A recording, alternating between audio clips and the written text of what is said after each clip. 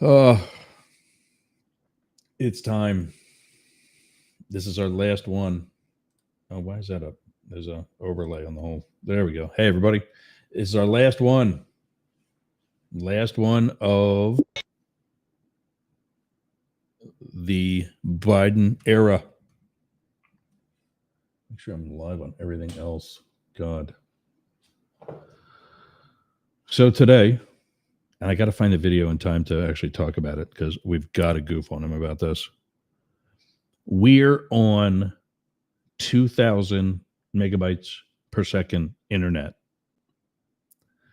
And this guy wants to bitch about infrastructure before Biden gets out of here. You're misrepresenting what's going on here. No, I'm not. Yeah, I mean, it's rural internet that was supposed to do. You are not in a rural area of Florida if you're getting a 2 gigabit internet. I have one, so you're doubling. You should see my neighbors. It's rural Florida. Right, but we can talk about internet if we want to talk about infrastructure. The point is, 4 years ago, we passed infrastructure to get rural internet, and they've hooked up 0 people, Yergs. That's not a good number. I didn't have 2,000 up and down 4 years ago when I was struggling with Comcast. I'm not talking about 2,000 up and down. We don't have broadband speeds, period. We don't have 20 down in a lot of the country in rural areas. And, I think that's actually a good thing to do. I think we should get everyone connected to faster internet. My point is the government's not good at it. 4 years ago, we passed this and we still don't have broadband. Not one customer has been hooked up in any state with the $42 billion set aside for rural internet thing. And this is my point is that the federal government is very slow and sclerotic. And this is something we should do, but we're not. Same thing with the chargers. We tried to do the same thing with electric chargers. They built 3. That's not impressive. We used to build things quickly. I stayed at a hotel in Palm Springs that had more than 3 in their parking lot. Yeah, but not built by the government. They put them in there themselves privately, probably. Probably part of that useless whatever Mike Johnson's trying to get rid of, the requirement or whatever.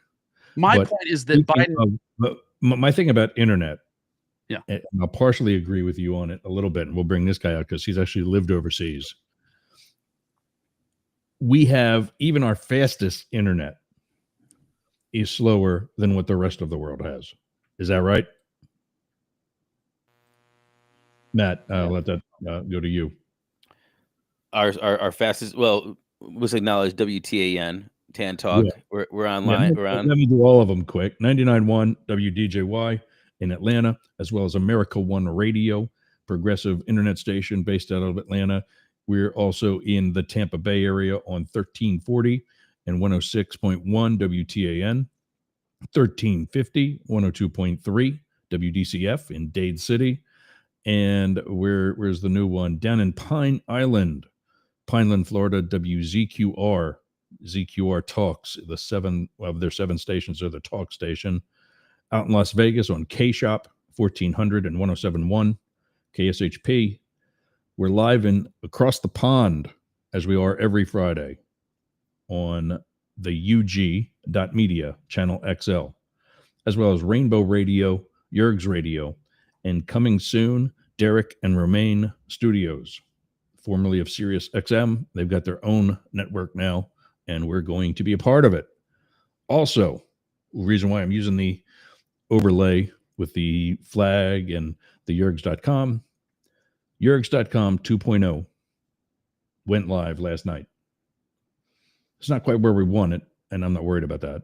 But point being, you can now you soon once again get show notes from that, and coming soon is the new Mastiff.media site. So, why did I do that? Let's bring us all back, or try to. There we go. Oh, the circles, man. You know what? I don't like the circles. Yeah. Get this going, man. I had to get something that was going to get us all back. So anyway, we're talking about internet and Biden's infrastructure. or in Blake's opinion, lack thereof. Waste of money. Your question to me was, is our internet slower than the rest of the world? No, it's not. However, It's not. uh, Okay. I do want to say that the infrastructure thing was a waste of money. I mean, people are like, because it's Elon and whatever, there's satellites up there that can give, broadband to everybody with low latency. And you can do it for a fraction of the cost. So why are we running cable to different places? This is Right, silly. but that's part of the problem with the infrastructure is that the part of the bill says it has to be fiber, and so it costs a lot of money to run fiber to the hills of. That sounds like regulatory capture and some in government spending just to say we're spending and to make jobs and stuff like that. So if Right, you and need jobs, just say it's for jobs. Don't Now say we it's for internet. Now we need a lot more satellites to be able to do the sort of Starlink thing. I mean, the estimation I saw was Well, I that mean, imagine if the government gave Elon or Blue Origin or any other company that could compete that kind of money. We would have that infrastructure up there. I agree. Good Yeah, morning, Ken. I don't know what it takes to launch 30,000 more satellites to do broadband, but it does seem like 42 billion might be in the number of what could pay for it. I think don't know. it'll be very much in the ballpark compared to digging up people's front lawn to run a cable to their house is ridiculous.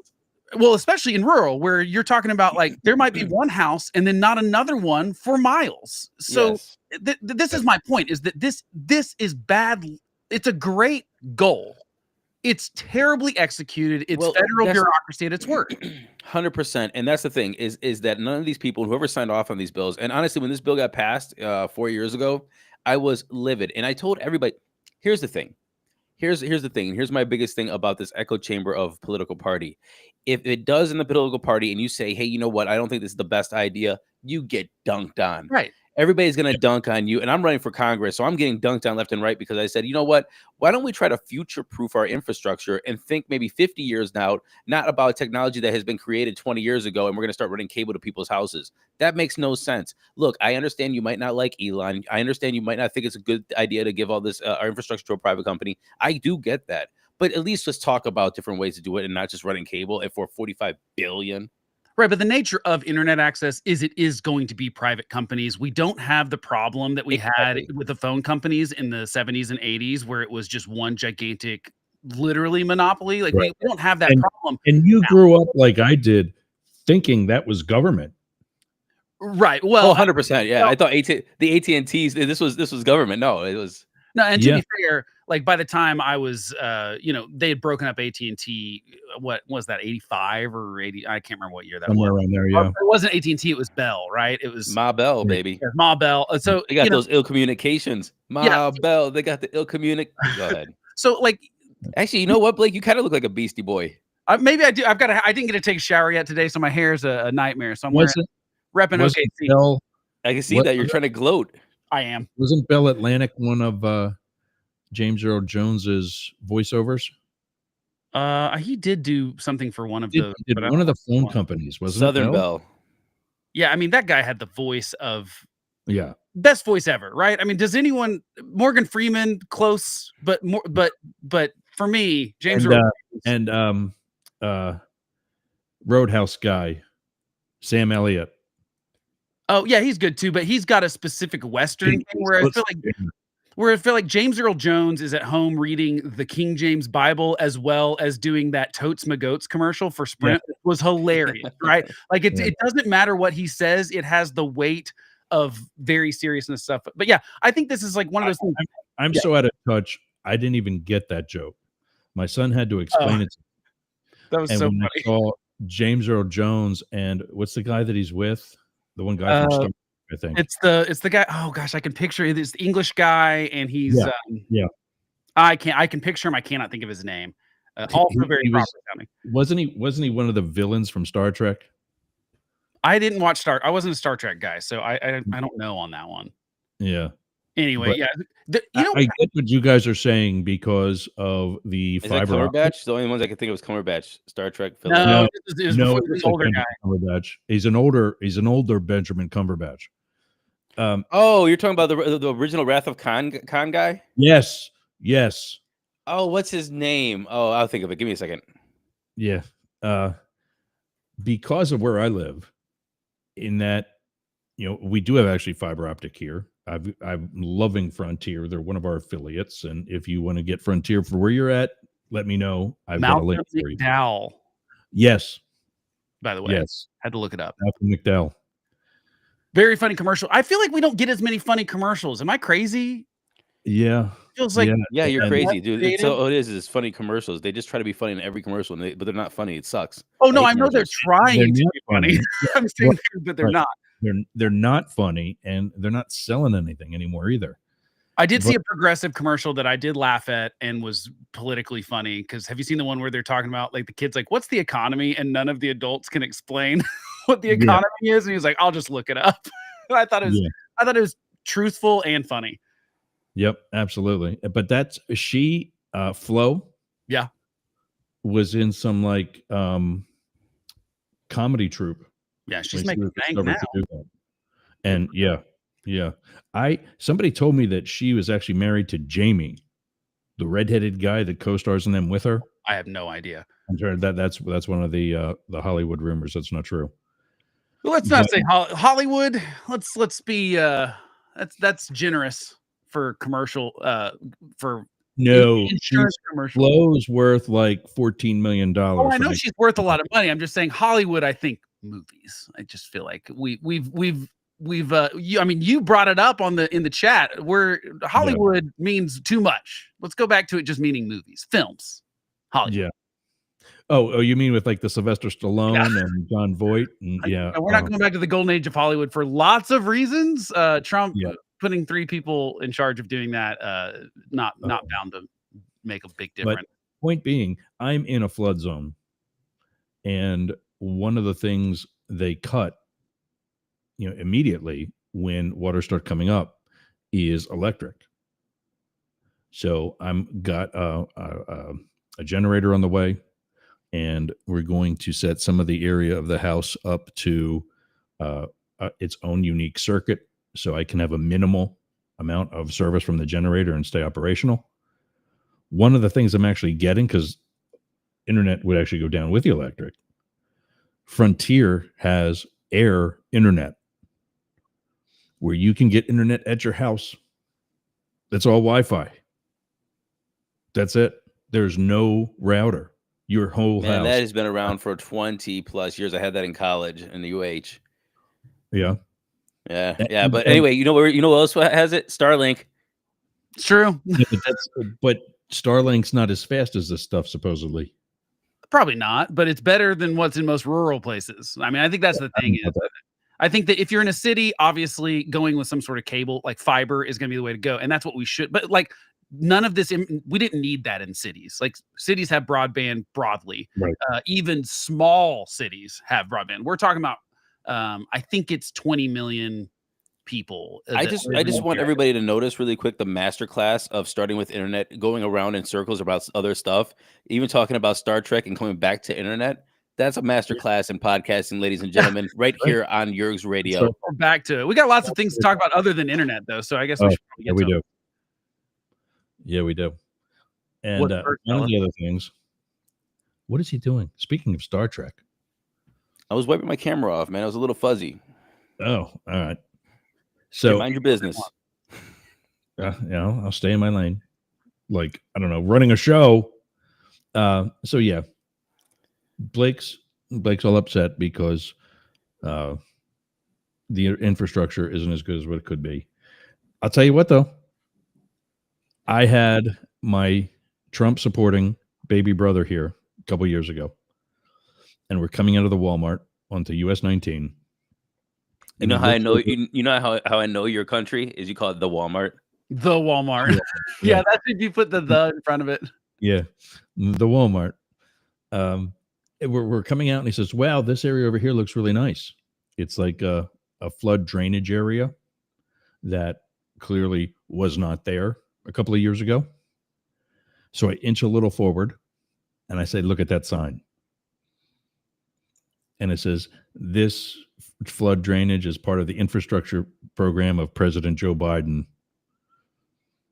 And of course, this is a very Republican area, Trump country. Gus Bilirakis is our congressman who hates Biden, but that there's a nice big old Biden sign right aside of the Walmart, who also hates Biden, by the way. And now, of course, my brother's pussy was hurt because he just admitted to liking something from Joe Biden. Yeah, well, congratulations. You found one thing that Joe Biden did that someone likes. Someone from the dark side likes. I think that's I don't understand, Yergs. Why can't both Trump and Biden be bad? Oh, we lost Matt. We can't hear Matt all of a sudden. We'll see if you can figure that out. Hey, can you hear us? We can't hear you. And no, I didn't mute you either. Yeah, keep in mind, and my beef with the infrastructure stuff is really not about Biden, although it is because it's his administration and it was Democrat controlled.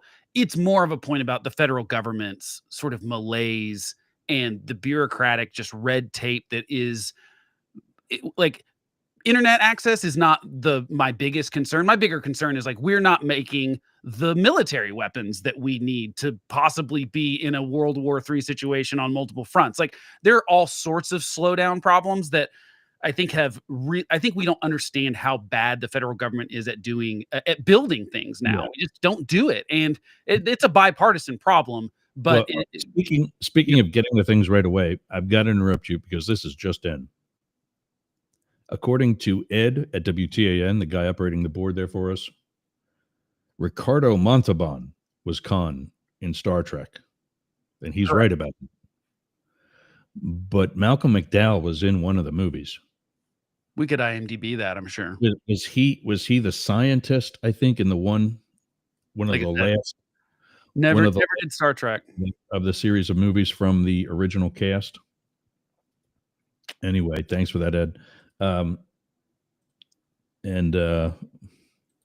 Big Dog saying, let me in. Oh, you ready? Okay, you fixed your mic issue. Yeah, there we go. Yep. Oh, by the way, the IMDb was posted by me a long time ago in there. So, I'm not in that chat. Just putting that out there that I had your back this whole time, and Matt Big Dog got ignored. Yeah, Matt had it right. There's too much else going on. You scrolled up in the private chat. By the way, Malcolm McDowell was in Star Trek Generations. Yeah, he was like a scientist or something. More famous for A Clockwork Orange. Yeah, he was the guy who was. It was the. Oh man, I'm missing my Trek up. What was it? He was a scientist. The Nexus. It was the guy who was working on the Nexus. The Nexus scooped him and Kirk up into the other place, and in between, and then Picard had to get him out. And yeah. Well, now that that's right. Glad we now know. Yeah, that's right, because Picard goes back in time to talk to the retired James T. Kirk to ask for help. Exactly. But they got scooped up in the Nexus. And by the way, this is my birthday present. This is how I roll over here. There it is. By the way, Ken always trying to start a fight with me. He thinks me saying Morgan Freeman a close second to James Earl Jones is ridiculous. Because Ken wants to start a fight with you because you're wrong. Morgan Freeman did on more than one occasion play God. Right, but I'm not saying, but his voice is more soothing to me, whereas James Earl Jones is more commanding. Like I think he could. Like I don't know. You got for me Darth Vader alone. Yep, Darth Vader and Mufasa. Yeah, and what was his character in the Jack Ryan stuff? I'm drawing a blank. I should know this. I'm ashamed now. That Colonel. He's the director of the CIA, right? Yeah. Eventually. Anyway, love James. Rest in peace. All right, back on track. Yeah, absolutely. All right, so I think that's a good internet conversation for today. Yeah, I think that does it. We're basically not building anything. We're spending lots of money, but we're not building anything. That's America in a nutshell. I do have one last comment on that, by the way. Yeah, I have one last comment because there's this whole thing about everybody going over to this Red Note / Xiaohongshu, the Chinese app. We should talk because of TikTok being banned. Yeah, he killed Kirk. Who killed Kirk? Oh yeah, he killed Kirk. Nexus, yada. Anyway, one thing I thought was really interesting is a lot of people are going on this Red Note, and then they're seeing pictures of like Shanghai and Beijing and Shenzhen and Sichuan, Hong Kong, whatever, or Chongqing, and they're like, oh my God, is this what China really looks like? Oh, is it like this looks amazing? Is this real? So Americans really don't understand. Like China is a pretty dope, modern infrastructured place.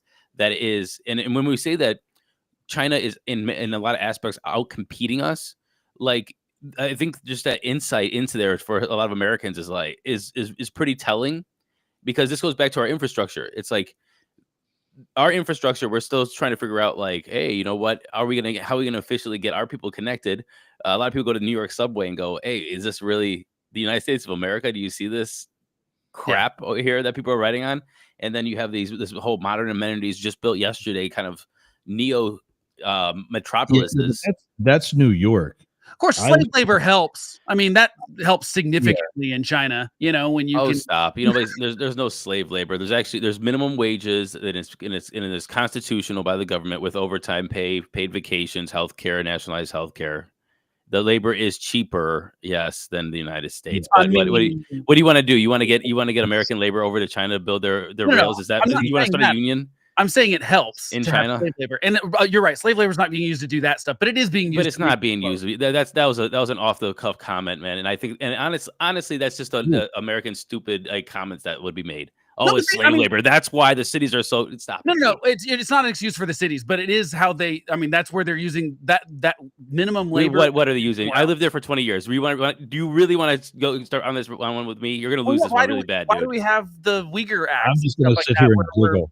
We're still like banning certain companies from operating in the U.S. because of we can prove they're using slave labor in this dude went from cities and infrastructure and internet and roads and building cities that are made on 21st century technology to talking about a province that's in the Northwest that is usually when it comes to cotton and wheat. Right. Totally different, two different topics. I understand what you're saying. Yes, Nike is over there making shoes in Uyghur territory with the factories, and it is a thing. The Uyghurs have been. It is honestly a repression, genocide that's happening with the Uyghurs. It's a huge issue.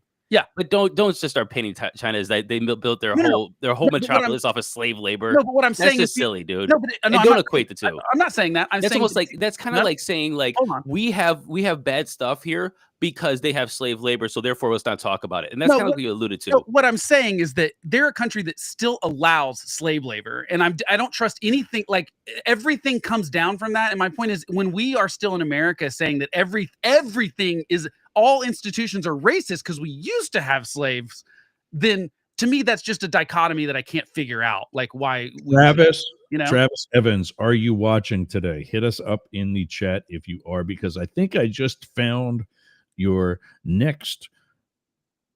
I'm just going to call it this to piss you off, but to piss off Blake. Your next white supremacist guest. Oh my God! Tuesday nights at calling 8 me a white supremacist now? Wait, what? I want to go there with Blake, bro. That's a little extreme. That's not even right. Travis' show, and we're working on getting it over to Yerg's Radio. It's 4 black dudes sitting around in squares just like this. Ooh, and that's a really good point. Actually, wait, but Yergs, I'm sorry. Hold on. 1 second. Bad Dog made a good point. U.S. prisoners are basically working for free, putting out this fire. Yeah, I mean, Blake, come on, man. I mean, you're really trying to tie some nickels and dimes to peanuts and Postmates or something to try to make connections that doesn't have anything to do with what we're talking about. What I was literally saying, and what my whole point was, is that we banned TikTok, and people from America are looking at these Asian countries, which isn't usual, and looking at these neo metropolises. We're talking about Seoul, Tokyo, Shanghai, Chongqing, Singapore, and saying, "Wow, I didn't know that these backwards countries were." Well, how did they not know that? They've never seen pictures of Hong Kong. I mean, well, are you noticing that when Matt gets to pronouncing the Chinese names of the cities, the Chinese accent comes out a little bit? Well, yeah, no, he's pronouncing it correctly. I would sound like an Oklahoma Hispanic people talk. It's an Anglican accent like I've got, for example, and then all of a sudden when they pronounce their name, Shanghai in their language. Hong Kong. You got to really put that diphthong in there. You want to get it good. Malcolm McDowell played Tolian Soren. That's the name, Soren, in Star Trek Generations. He's yes, good work. Yep. All right. So speaking of me, fighting 2 captains of an Enterprise, TikTok. Speaking of China, the Supreme Court released their decision today, saying that the federal government, can ban TikTok. It was unanimous, right? 7-0. I think so. I didn't see that, but Well, but they didn't get to really write opinions because it was fast. I mean, it was basically they were like, my yeah, there's no free questions speech. are: one, why are we worried about banning something that the people who use it are volunteering to use? And two, isn't it too late? Didn't they already steal whatever they're going to steal? Well, I've got a lot of opinions on this. I think that first of all, Shocker. No. I think Trump was right. I think we were right. We should have done this in 2017 when there were 20 million people on it or whatever. I mean, why did we kick this can down the road so far when now there's 170 million Americans on it? Congressional incompetence. That's why. Of course. Didn't you answer that question earlier in this show? Well, it's congressional incompetence. It's also now I think this bill is written correctly. And look, here's the problem. We have for decades not allowed foreign nationals to own media companies in the United States. That's why Rupert Murdoch had to become a United States citizen to start Fox News. So we've always had a hesitant to let a foreign person be able to control the media that Americans consume. And when I don't know, 80%, I can't remember. I'll try to find the number. Something like 70, 80% of people under 30 are getting their primary news source is TikTok. And there was a study that came out recently. I don't know. We should give a ton of weight to it because I think trying to study this kind of thing when you don't actually have access to the algorithm and the servers is hard to do. But they in their so like take that grain of salt.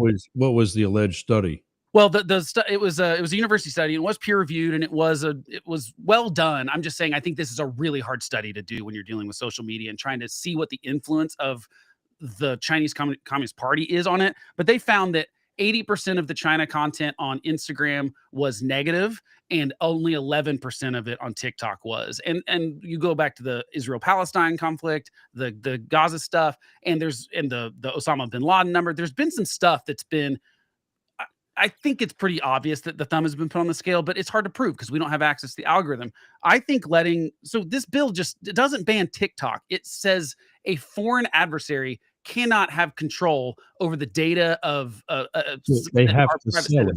They have to sell it.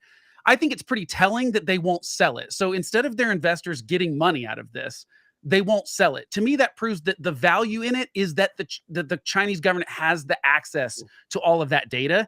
And I don't think it's just about the data, although I think that's important, especially when you combine it with like Chinese hacking the Equifax, the big Equifax hack that they did, and the federal government one where they got basically almost every federal employee's private information hacked on government servers, right? You're included in that, Jurgs. Oh, yeah. Yep. So easy to see how literally the Chinese government could say, okay, we've got these data fields that we can cross-reference. Think about the blackmail that they could do with this. This is one of my big problems with Pete Hegseth is like, I think he's very blackmailable based on his past. I think that's my biggest concern with someone like him. But think about it. You're on TikTok. Maybe the Chinese government knows you are working for the federal government. You're in the FBI. You previously have sent messages to people that aren't your wife. This is all information they have. And I'm worried about blackmail. I'm worried about the ability to put their thumb on the scale. If China invaded Taiwan tomorrow, do you think that a blast would go out on TikTok that says your government's lying to you? This isn't what, like, I think that they would use it for that thing. And I think it's worth. I'm just going to say, you don't think that's happening already? It's proven that the Russians already did that. It's proven that Chinese tried to do it in 2024. Russia didn't own the app. Russia was buying ads on Facebook. I think. Look, here's what I think. There's two things in my opinion. First of all, I want to go back to what I said about the Supreme Court justices. I said 7-0. And I realized that there's 9 justices. It's 9. Yeah. Stupid. Somebody should have corrected me. Poo on both of you for not paying attention and calling me out. I thought you were talking about because 2 people wrote a different thing, but it wasn't that they didn't agree. I didn't see that. I thought it was 9-0 and unanimous. Anyway, sorry. I thought you were talking about the opinion part. Yeah, no, I don't know what the hell I'm talking about. Okay, but no, two things about this TikTok thing. One is why you're here. Because I don't know what I'm talking about. Yeah. The 3 of us. Oh, I gotcha. Okay, so really quick, I have two opinions about this TikTok thing. Number one, I don't want to have the argument anymore about what China is doing with this data because I don't think anybody knows, and I think that that's a failure of the government and the ban. Is that I think they should have been really transparent. And I think that's probably why this took so long, is because this has been in the lap of the intelligence community for the past 7 years. Yeah, but they should have been really transparent, in my opinion. And I agree, Yerks. They should have been just said like you they can't should have be been transparent. Why not? Say like the Chinese government is doing this and this is unacceptable. Instead of they're just saying like it's a breach of security, and we're like, what does that even mean? And they're like, oh well, they're sliding into my DMs. Like I that's also- like, oh okay. With I the also think- fall, when the Berlin Wall fell and the Soviet Union fell apart. They didn't have TikTok, but anyway, go ahead. No. The CIA took it on the chin because they didn't predict the fall of the Soviet Union. Yes, they did. They just kept their mouth shut. Right. What are you going to do? Say, hey, here's our biggest enemy and probably the biggest rivalry in world history, and we predict they're going to fall, and here's why. You don't think the Russians aren't going to read that? And I don't understand what you're saying. What I'm trying to say is for the American people is like, if you're going to ban TikTok, you should give us a very transparent reason saying like, this is. I do think some of it we can't know because it's because look sure, at the but you could have made something up that made us. Give me a second. Let me get to my second point. The number one is that I think like, hey, we're all speculating and like, oh well, my data, my credit card, my birth date. Obviously, it's more in depth than that. Maybe you're talking about blackmail with sliding into the DMs. That's pretty basic too. Like, what is more? They should have been like at least painting us a general picture. That's number one. Number two is I think the biggest I think the biggest point that we should be really asking, and this is where I fall in, is that no American apps are allowed in China. No American internet is allowed in China. And yet, for some reason, they think they could come over to the American market and take our money, take our data, and use our and get into our markets. TikTok that is a big no-no, in my opinion. If you can't let American companies into China and do business, you have no business being in our country. Right. So and full stop. I said that earlier this week I think on one of my solo shows, either Tuesday or Thursday, is that if the Trump administration wants to annex Greenland and wants to annex Panama and make Canada the 51st state, let's try that first and see how it actually plays out and how we do it by nationalizing some other territory and taking the Chinese-owned property that's right next door to military bases that we can't even buy. Yeah, I think that should be illegal. To classified information. Yeah, I think the problem is like here's what I look at with the TikTok ban, because this is one of those things that, again, we started talking about this in 2017. This has been a long time coming.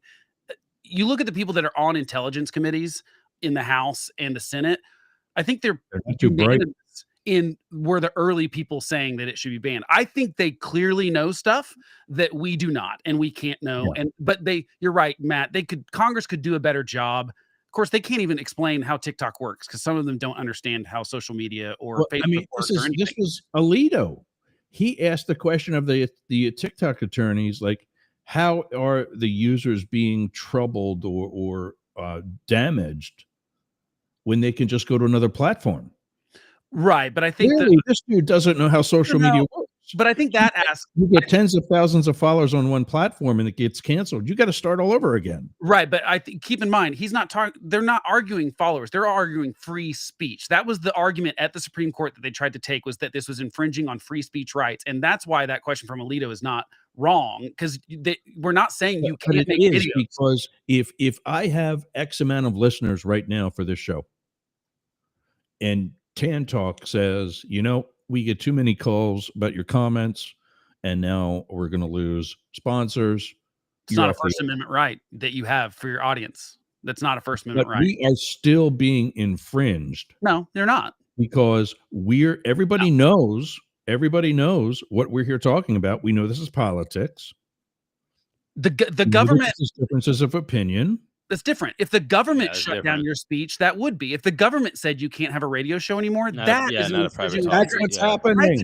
No, the government is saying you can't have TikTok. No. The government is saying an app cannot be owned by the Chinese government, by an adversarial government. That's what they're saying. It has nothing to do.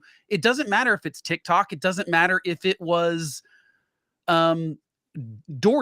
It doesn't, like, their point is that a foreign adversary cannot own an app and have access to private data. Boy, wouldn't that be diabolical if they owned DoorDash and poisoned everybody with DoorDash like deliveries? And here's the thing, China is absolutely.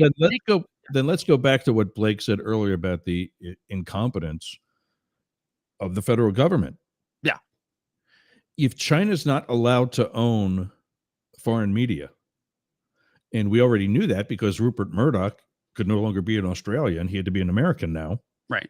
thanks to Ronald Reagan. Well, he was dual citizen, by the way. And how did China get? Yeah, I know he's still Australian, whatever. But then how did China get TikTok in the first place? Well, why do we, people who fought hard to be broadcasting on TikTok, like we are right now, have to be penalized because Congress can't get their job done? And if you think they can, let's think about the past 2 years when they couldn't even pick a speaker. Well, we didn't have, to clarify, the law was for broadcast companies for foreign nationals to own, and that did not, we don't count social media companies as broadcasters. It's like it's an FCC situation. Like we don't, or I guess that's partially it's like a bunch of different organizations. We need to reorganize a lot of the bureaucracy because a lot of it doesn't make sense. But so there was like most of the tech has been developed in America. We take that for granted, but the truth is it's not. China just TikTok happened to be the first one that came from another country that took off.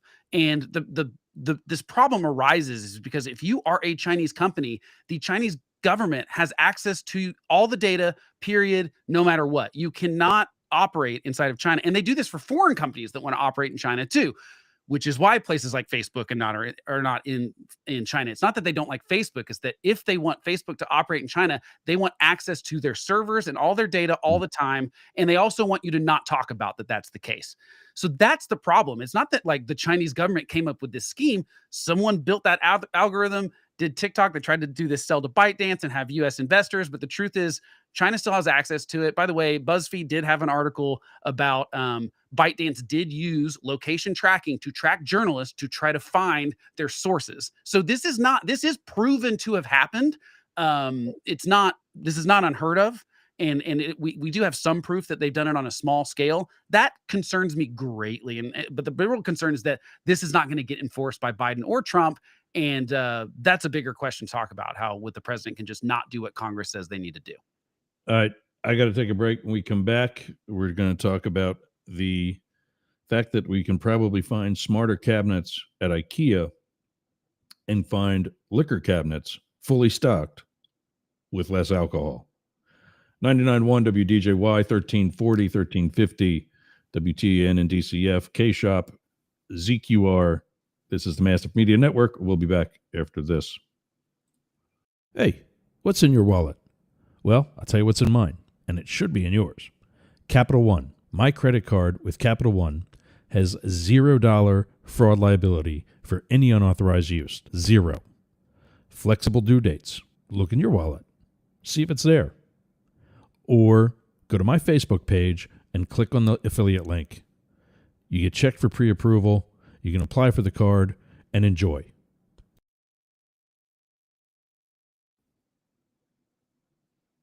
I also buyblacket.com. Not this one, because this one has a naughty word on it, but the two other mugs that I use during the course of the week, especially on Wednesdays, are from one of our co-hosts. Somebody has come along and is far enough along to have their own merch, and that's Philip Blackett.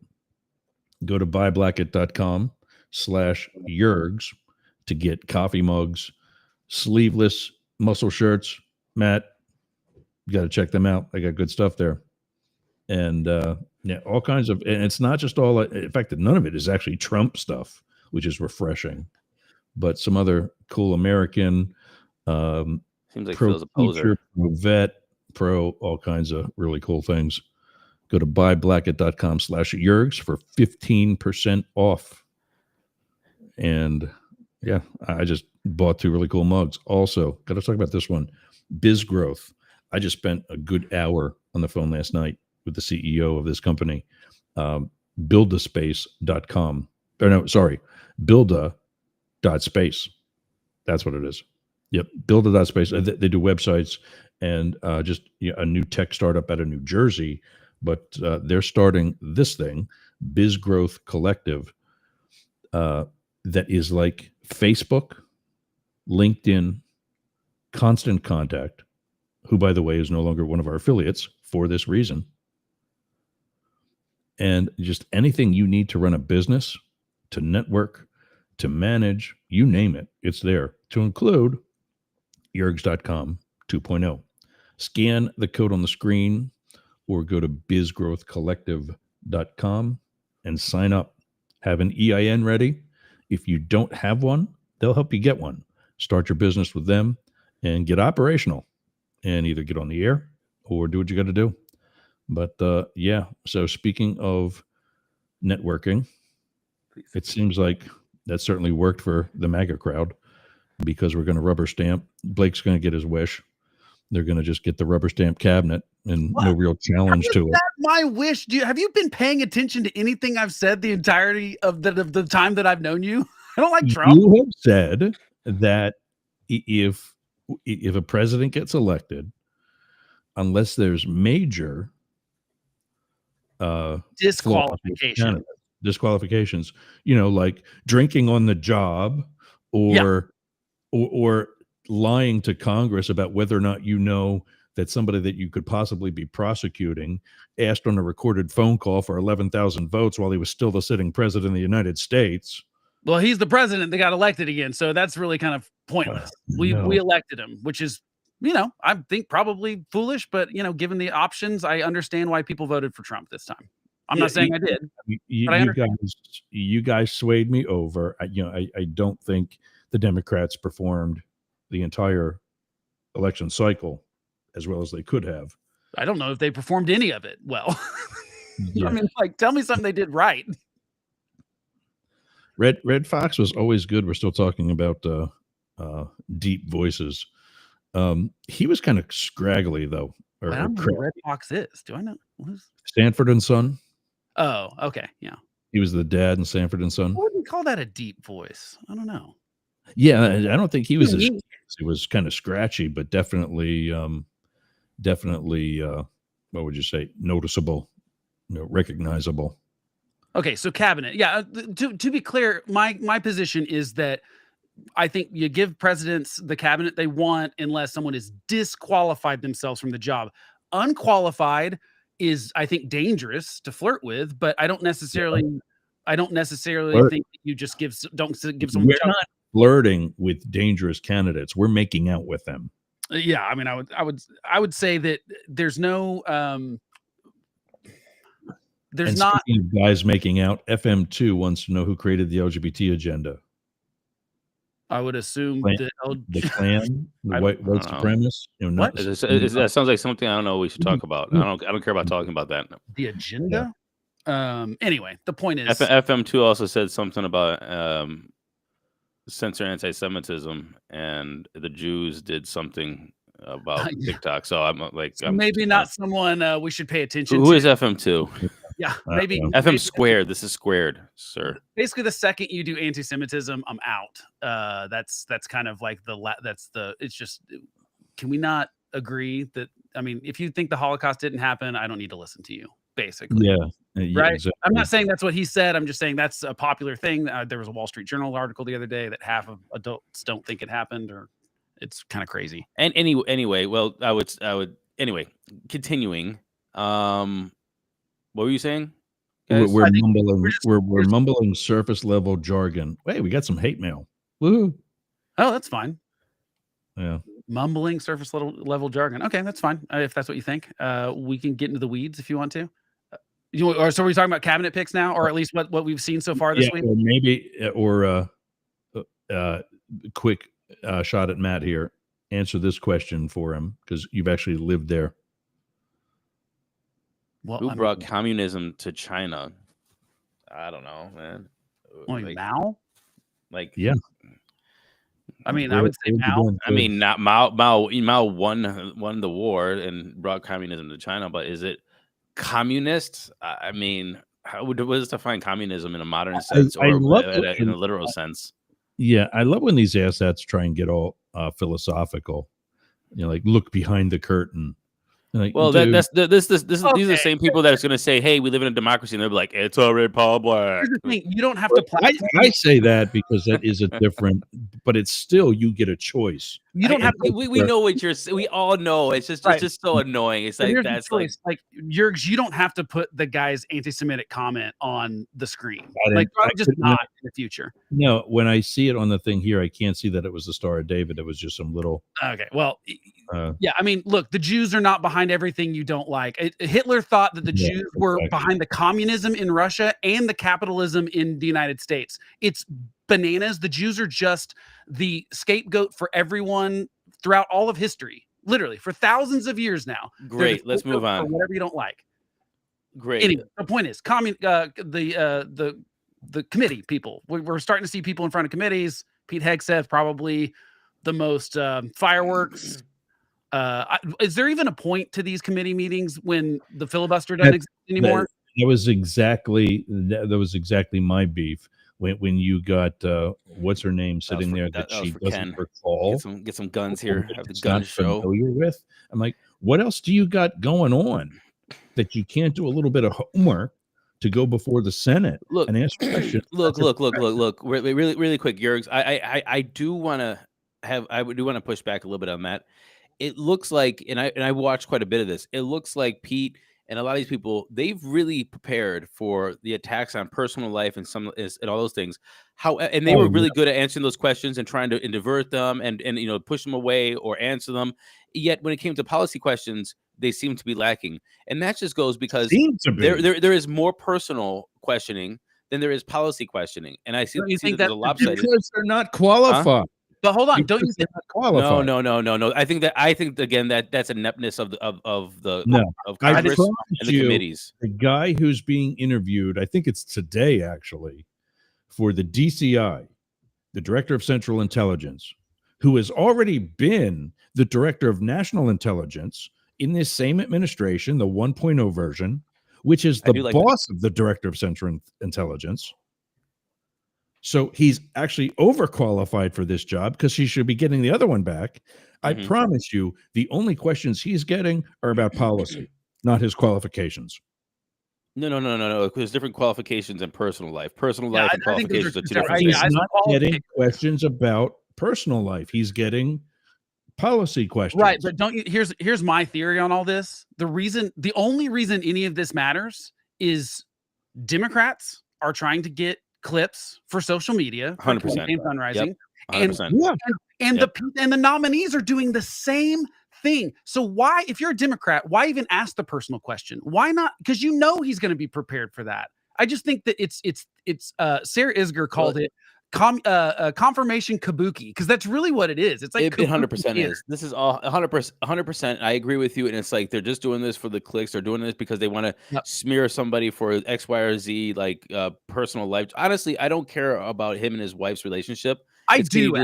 I don't. I really don't. I think his sleeping around and his sort of sex pest behavior, does open you up to potential I think it also that's fair. That is fair. That is fair. I honestly don't care that much about it. It's like we're taking this, and I think that he put it back the best. He's like, are you seriously talking about like you never seen a senator come over here and do votes at late at night drunk, and you're telling me that senators aren't sleeping around and stuff like that? It's like you guys pot meat kettle. It's hypocrisy. You're doing this for the.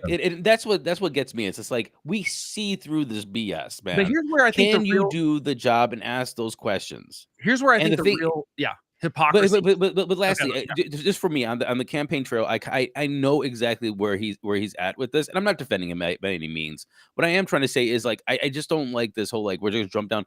I prepared when I go on the campaign trail I knew what people were going to ask me, and every so often somebody asked me a question that I didn't think about or I figure out how to prepare. And they're like, well, you should prepare next time. You should have prepared. You're not ready for it. And it's like, nobody has ever asked me about whatever you just asked me. Like there's most people ask me about in this job either. You know what I mean? Like I'm going to have resources that I can use in the job. No one's going to pop a question on me that without looking for the answer, give me the answer. Exactly. That's ridiculous. It's not. However, the Pam Bondi one was the 14th Amendment. Oh, yeah, that was wild. Yeah, some of this stuff is. Here's where I really think this is. I think the reason that specifically they had trouble with Pete Hegseth is that I think everyone in Washington, especially in Congress, they all want to be pundits. That's essentially what the whole thing is. Everyone wants to be on TV. Everyone wants to be famous. Everyone wants to have zingers, and they're almost like writing backward. And so, but what I also think they know is that he's an actual pundit. Like his job before he got nominated for this is he's on Fox News. I think what they know is that he like take the women in combat thing. I think what they realize is that sometimes people that are pundits on TV exaggerate, even if they're like maybe that there's a kernel of truth there, and what he really believes is we shouldn't lower the standards to allow women in combat roles.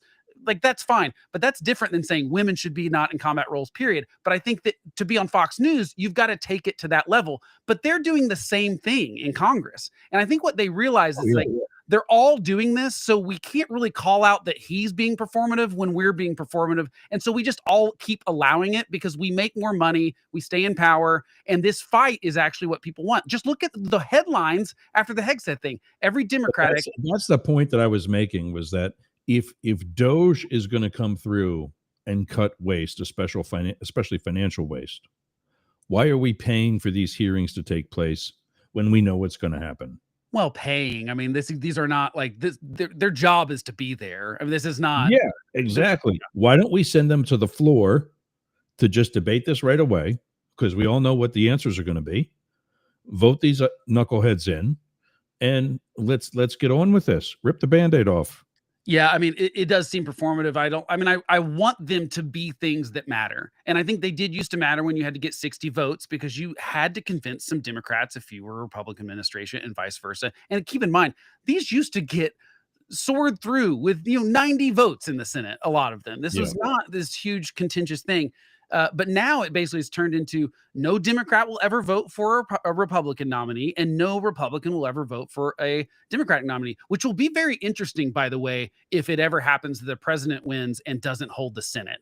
We've not seen that happen in these modern times, but what will happen? Will they just get none of their cabinet?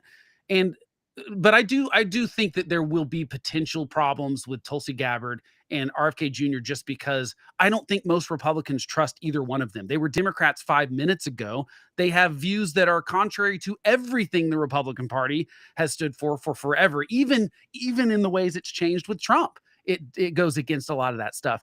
So I think they might have problems, but therefore they can't put up a big fight about Pete Hegseth, even though I think he is unqualified for the job and will do a bad job. But it's almost like you have to just let him fail. And I'm kind of okay with that because I think we have too fond a memory of Trump's first term because of the adults that were surrounding him. And he's clearly not going for those people this time. So I think we should just let him flounder. It does concern me as an American that, I think the Secretary of Defense is a really important job, but I'm also concerned that like it came out this week that Secretary Austin was on medication that could, give him cognitive problems. Like he wouldn't be able to operate machinery. I don't love that, there's not that should have been more forthcoming. I didn't like that he was in the hospital and we didn't know anything. So these are problems that are real, but I wish the Senate took their job more seriously. It doesn't feel like they do right now on this stuff. All right, as we wrap up hour number one, for those of you on 99.1 WDJY are about to get cut, the Tan Talk Network, 1340 and 106.1 WTAN, and 1350, 102.3 WDCF, as well as K-Shop in Vegas, 1400 and 107.1. I think ZQR stays with us. I don't know. UG.media is going to stay with us, Rainbow Radio and Yerg's Radio and the rest of the network, social media and everywhere else. Switch over to Yerg's Radio, YERGZ. You see my name there in my name. Also, I can put this up. Go to yergsradio.com. And I think it's actually now, maybe, I don't think that's the right link on yergs.com yet. We got some wrenching to do on that still. But go to Yerg's, YERGZ, radio.com, or to our Facebook platforms, the different pages that we've got for the show, for the station, for the company, all of which are playing the show right now. Join us for hour number 2 when we talk about, where did it go? The ceasefire in Gaza. Bibi has approved it, and we'll see how long that lasts. What else did we have? I forget. I got something else. I just don't have it on my list yet. I mean, we could talk about Biden since it'll be the last time we talk about him for a long time if we want to. I mean, just to kind of. We already talked about infrastructure. Oh, he actually holds the record on the number of pardons Did you see that? No, but again, not surprising when you just give out 1,500 at a time. Well, hey, remember you rubber stamped his cabinet. Nobody's there to push back. Well, that's not about cabinet. It's about maybe we should make it not be able to be pardons between election day and inauguration day or something, because it's getting out of hand. There was something. Oh, the fires. Yeah, the fires are sort of under control, but not really. So, what do we got? Yeah, we're almost there. So, yeah, 1 minute. There it is. Good timing. Join us on Yergz Radio, YERGZ radio.com. And we'll be back right after this. What's that smell? In my studio, it's Aroma by Peter. Scented wax candles with long-lasting wicks that make your place smell amazing. And don't worry, guys. Plenty of scents for you too. For us too. So go to aromabypeter.com. Oh, hold on. One more. What are you doing later? I'll tell you what I'm doing. I'm going to the gym. But not just any gym. Momentum Fitness and Wellness. Walk right up to the door. There's a QR code on the door. You can sign up right there. You've got no excuse. But not only that, their equipment is amazing. It's kept up well. It's expanded. There's stretching area. There's CrossFit. There's hardcore training. A dedicated area for stretching. Dunk tanks. Sauna.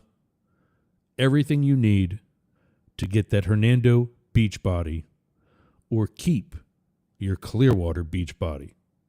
You can train with your shirt off. You can scream. You can yell. And you won't be intimidated either. Go to Momentum Fitness and Wellness on US 19 in Bayonet Point, Jasmine Estates. Build the momentum.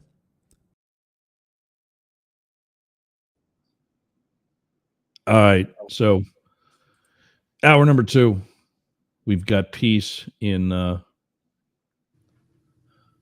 We've got actually one of them actually made me smirk a little bit. We've got peace in the Middle East. Well, let's not go that far yet, Yergz. Oh, yeah. We've got the potential for people to stop shooting at each other in 2 small parts of the Middle East. And a concept. I do got to put this one up because this one's actually funny. But they like the commercial, and I highly recommend go to aromabypeter.com/Yergz. And I don't know what it'll give you off, but yeah, now that we're in era number 2, we can have a little bit more fun. But my Peter aroma, I thought that made me giggle a little bit, and bad dog liked it. Blake's getting a joke. Matt's still asleep. Didgeridoo. Yeah. Didgeridoo. That's going to be like I sent a link to you guys in the Facebook chat that I think is real, by the way. My Facebook chat is acting up on my computer today. I don't know why. I think that it's real, and I'm still not sure, and I had to share it with you. No Okay. way. Wow. Okay. Yeah, it doesn't. I don't know. Hard to tell. What are we talking about next? Are we talking what, Biden or fires or what? I mean, I think we should talk about Biden just because I think. Throw it up on the screen, Yergz. Let's debate this real quick. Is this real? The radio listeners are like, what the heck? All right, that's not good. Turn that down. That's loud.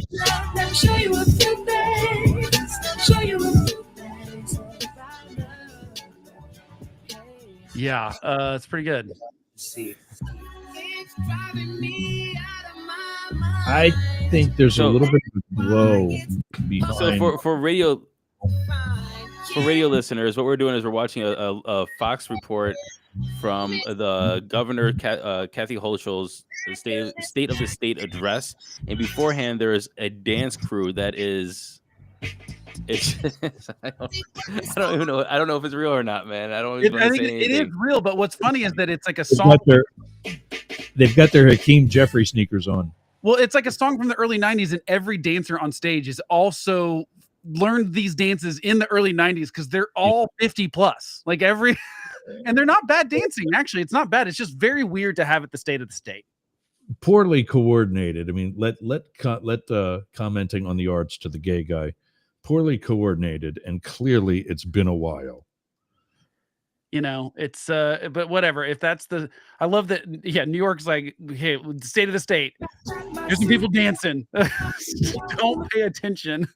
I just to, look. The Democrats are trying to change their brand image, and this is not the way forward. That's all I'm trying to say.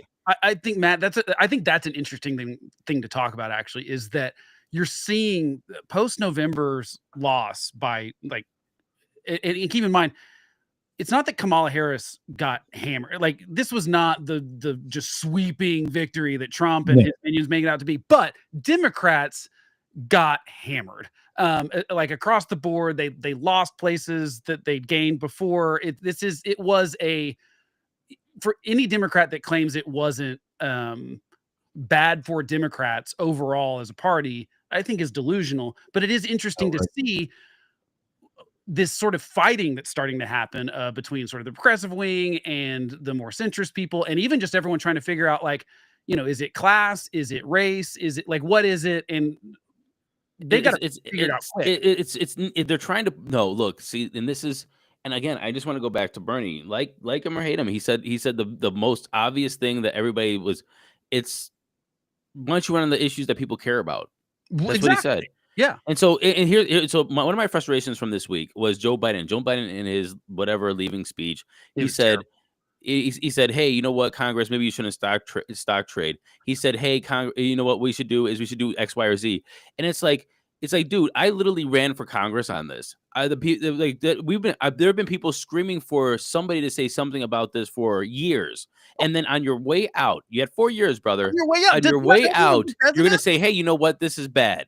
You've been in Congress for 50 years. I know. Like, come on, man. We could have ran on banning congressional stock trading, make it refining campaign finance. We could talk about the oligarchs in air quotes, and all the money into politics. But you did it on your way out of the door, handing this over to Elon Musk and Donald Trump. It's like, what are you doing, man? Like, what are you doing? Biden is trying to cement his legacy with a couple of speeches, and it's all fabrication, like all of it. It's like, I joked on Instagram on a reel yesterday. I was like, does he think it's 2021? Does he think he just got into the White House and he's saying we should do this stuff? Because he had Democratic majorities in the House and Senate. He could have said, we are passing a law that says Congress members can't pass. Didn't even talk about it. Didn't even talk about it. Like literally brought it up this week is the first time we've heard him say this. I am infuriated by it because I think he's trying to whitewash his legacy, and I think one of the worst presidents. I think he's worse than Carter. I think that like history will show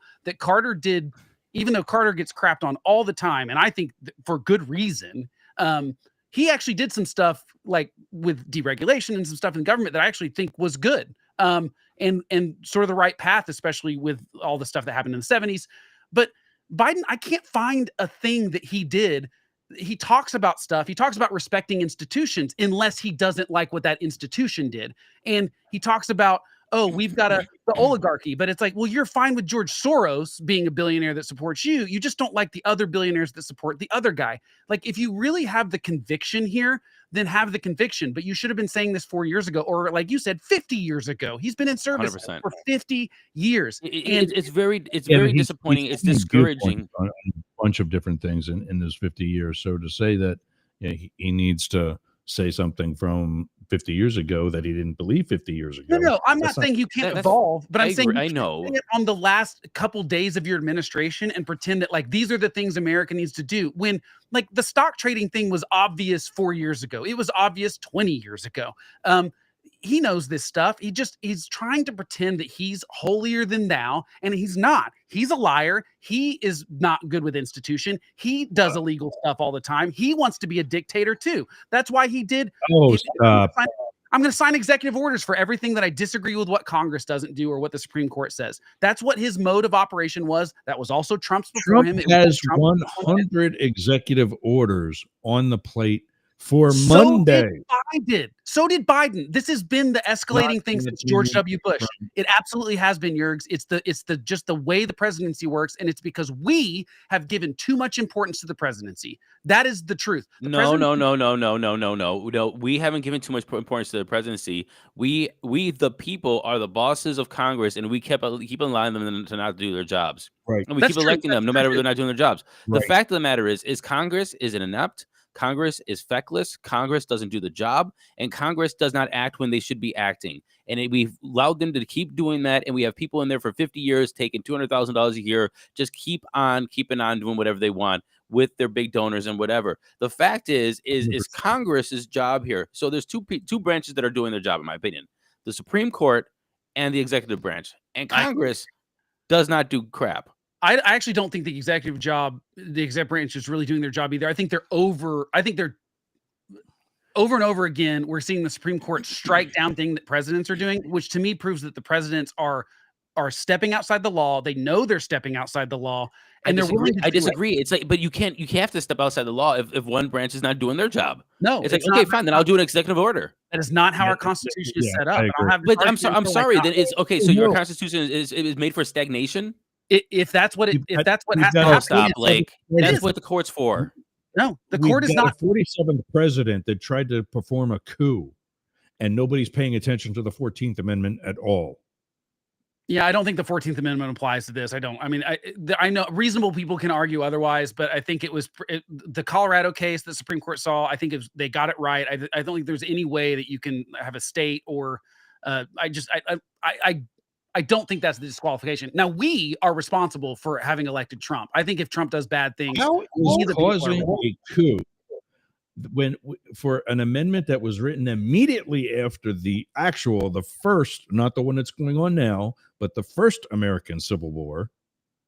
How is causing a coup not effective or not pertinent to the 14th Amendment? It's not the same as like making the Confederate Army and declaring war, and you're going to separate from the Union. It's just not the same what happened on January 6th. January 6th was really bad. I'm not saying it wasn't. That's why the court got it wrong, is because we're not in 1861 anymore. I don't think they got it wrong. First of all, Donald the court hasn't not going to fire on Fort Sumter when he already attacked the Capitol. It's the same thing.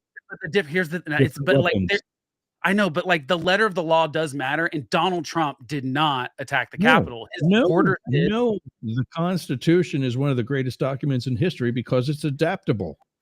Of course, but by a certain specific process, and there's nothing that I don't think the 14th Amendment can disqualify. Yergs, that's it. I'm putting my foot down now, Yergs. Take yourself and move yourself to the left. I'm going in the middle. You're done. Move to the left. Get out of here. The Constitution is adaptable, but it like there is a process for it, and frankly, if Congress can't pass a budget, I don't see. I mean, a constitution. So somebody's got to do it, right? Isn't that what we kind of? The states could do it. Yeah, the states could do it, and that would be fine. And I think they would. I mean, I think that you talk about stagnation. Like, would we just allow that to continue? I think at some point, look, California. I think the fires are a good example. I do think we're going to see a shift in how California voters. What they demand from their government. I think that we're going to see that this was bad enough that they're going to go, you know what? We want you to do the basic stuff that government's supposed to do. And that's what's important to us first, primarily more than DEI, more than having female firefighters. This ain't the first major series of wildfires that LA or any part of California. This is going to do more damage than any of them. They're going to continue sitting around. Sorry for the analogy, but they're going to continue sitting around a campfire and singing "Kumbaya," and they're going to rebuild, and they're going to be ready for the next. That's why I'm building up here, because I know another flood is coming. I don't think so. Look at this. This is my house. That used to be my bedroom behind me. No, I know. Those on the radio showing a studded up wall that has no drywall on it because I had to rip it off because it was soaked. But I think what you've got to understand is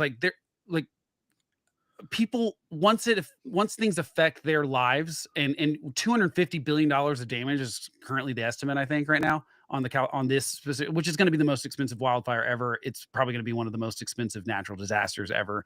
I do think people are going to go look like why, like, again, You know what's wild? That Elon could actually pay for all the damage and still be in the top 10 richest people in the world. yeah, it's like half of his. Well, of course, he doesn't have Isn't that that crazy? to be fair and stuff like that. I mean, there's all sorts of caveats there, but you're right. He could.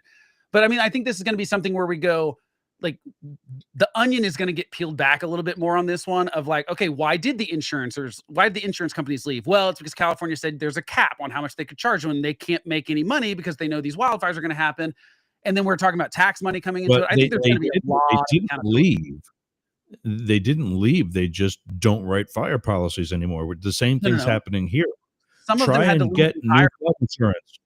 Try and get new flood insurance. If I didn't have insurance, if I didn't have flood, hurricane, and homeowners insurance built into my mortgage, 60% of the $3,000 a month I'm paying right now.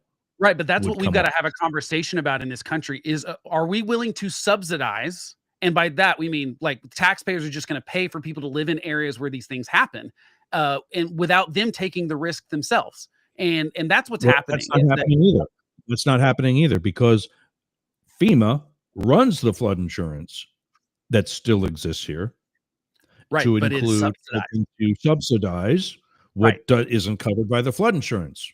Right, but why are we subsidizing? Like, this conversation is going to have to happen. Right, but that conversation. I don't get it because I'm getting screwed. My very next door neighbor got all kinds of things repaid. We have identical floor plans almost. Yet I was denied, did not get a penny. They were paid in full for the interior of their house that they were missing and will now have replaced.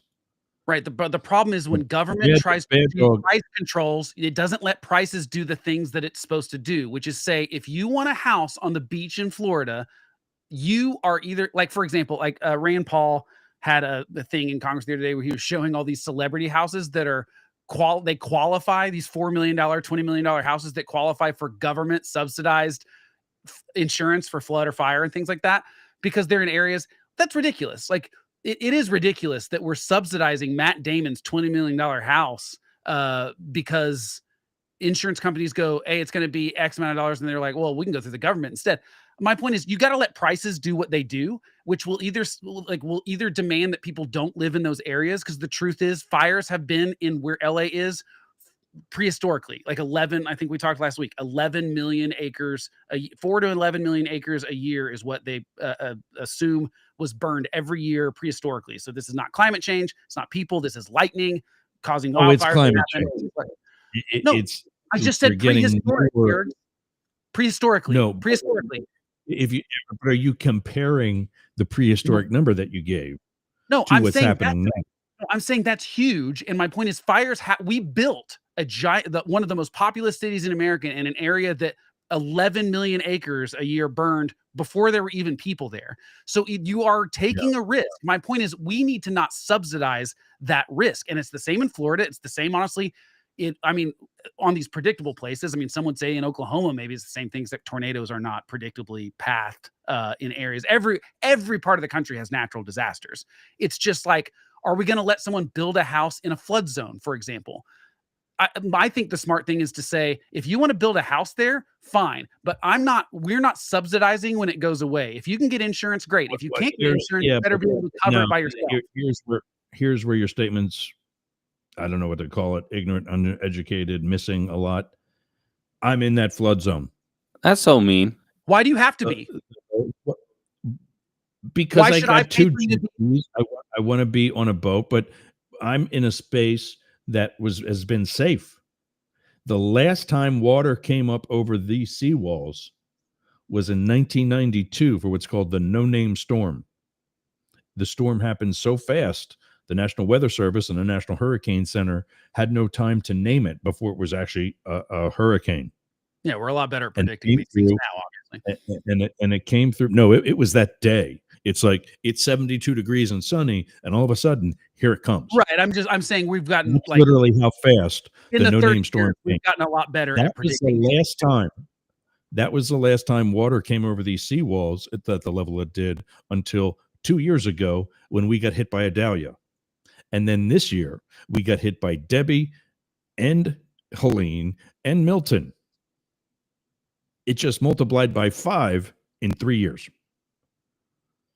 So we had nothing leading into this that I was going to replace and lose everything and replace something in less than 5 years of living in the house. There's nothing telling us that. Now there is. But now there's thousands of, I could stand on the one intersection 7 houses down from me. I'm not going to say the intersection because I don't want people to know where I live. Yeah, I would not But do that. In a predominantly rural area, like you talked about before, and it's like suburb. It's not like farm rural. It's, you know, my next door neighbor's house is 10 feet away from the outside of my garage door. I stood at that intersection after Idalia, and I went on realtor.com. There were more than 200 homes on the market within a mile of that intersection. 1 mile to the east is US 19. 1 mile to the west, you're 3/4 of a mile into the Gulf of Mexico. And I'm sorry, it will never be the Gulf of America. It's the Gulf of Mexico. It can be if the naming commission changes it, but Boo. Boo. Gulf of America. Boo. Yes. I will draw my own map. Draw But your and own map. that's- I'm calling it Gulf of It's America fine, starting I don't now. think it's Gulf gonna- of America. I think that's probably what we're going to wind up talking about next week because we know this all ass the hat's going grocery to prices will go down if he names it Gulf of America, guys. It's obvious. So But wait, wait, why is that a big deal if we call it Gulf No, of America? hold on. You guys get to finish a thought. It's my turn. Man, I haven't even talked for 20 minutes. I know, Blake. But point being is that everybody's here and nobody expected that to happen. When somebody called BS, I can say bullshit now. When somebody called bullshit, I went back on realtor.com and there were 300 or more houses on the market. Does from that mean spot. people are moving? Is that what you're saying? That means Because people are that disaster? means people were not expecting this. Yeah. And they put they put homes on the market because they don't have the insurance, most of them. I know 6 houses on this street that are surviving solely because of FEMA, because they have no homeowners insurance of any kind. But what, my point is, we have to have okay, global warming. Let's talk about it. Let's talk about climate change because I think it's important to say, look, if we think this is going to happen, you have to plan for it. Like you have to adapt to it, right? So my point is, I don't think the government, I don't think taxpayers should be subsidizing houses that get hit over and over and over again with natural disasters, especially if the government's not going to better prepare and prevent those disasters from happening. There's no, like Nashville, the flood that happened there in like, what was that, 2010, 2011? That was like a 1 in 1,000 year storm. That is not the problem I'm talking about. The problem I'm talking about is if the houses on the beach get hit by hurricane all the time, at some point someone has to go, look, if you're rich enough to have the $20 million house that's right on the beach, you can cover building that house again or buying the expensive insurance. What I don't like is states 100%. saying, here's what's happening in California. California said, here's the cap. You can't charge people more than this. And insurance goes, well, we can't do that. The risk is too high. Yeah, but here's the thing about the rich people that lost their homes. None of them are saying about wanting to make an insurance claim. In fact, a bunch of people who are celebrities have said, stop putting the camera on me. Put the camera on the average family 2 hills over that also lost everything, that's got no way to rebuild it. Right. But the problem, like I said, is the government saying you can't be in this market if you don't charge if they're artificially trying to lower prices. Price controls don't work. It's the libtard, we're going to put a Band-Aid over a bullet wound thing, and we're going to think that it's a good solution. That's the far left that I also don't like. Well, and look, this But is not just a left Rick, thing. when we come back, Price I gotta controls. take a break. Break. Take a breath. Do you actually breathe, by the way? Just You yeah, don't much better than I used He to has a because I've got my snorkel. deviated He septum. has a snorkel out the back. That was part of his surgery. He just put a blowhole on the back of his neck so he He's can got continue to fins. talk. I do that psycho breathing that Kenny G Exactly. does to play saxophone notes for forever. Ugh. When we come back, Bad Dog actually has a good question. Who are our picks for president if we had, so choose? We're talking I like think right that's now. I think that's a good question. Yeah. Who do you Actually, who does think? anybody have a suggestion of who would be the best president for the United States if out of all U.S. eligible citizenry Exactly. yeah. So I think that is a good question. Yeah, we should do that one. Exactly. So, we'll hit that when we get back. You're listening to Up the Middle on the Mastiff Media Network. We'll be back after these words. Hey, what's in your wallet? Well, I'll tell you what's in mine, and it should be in yours.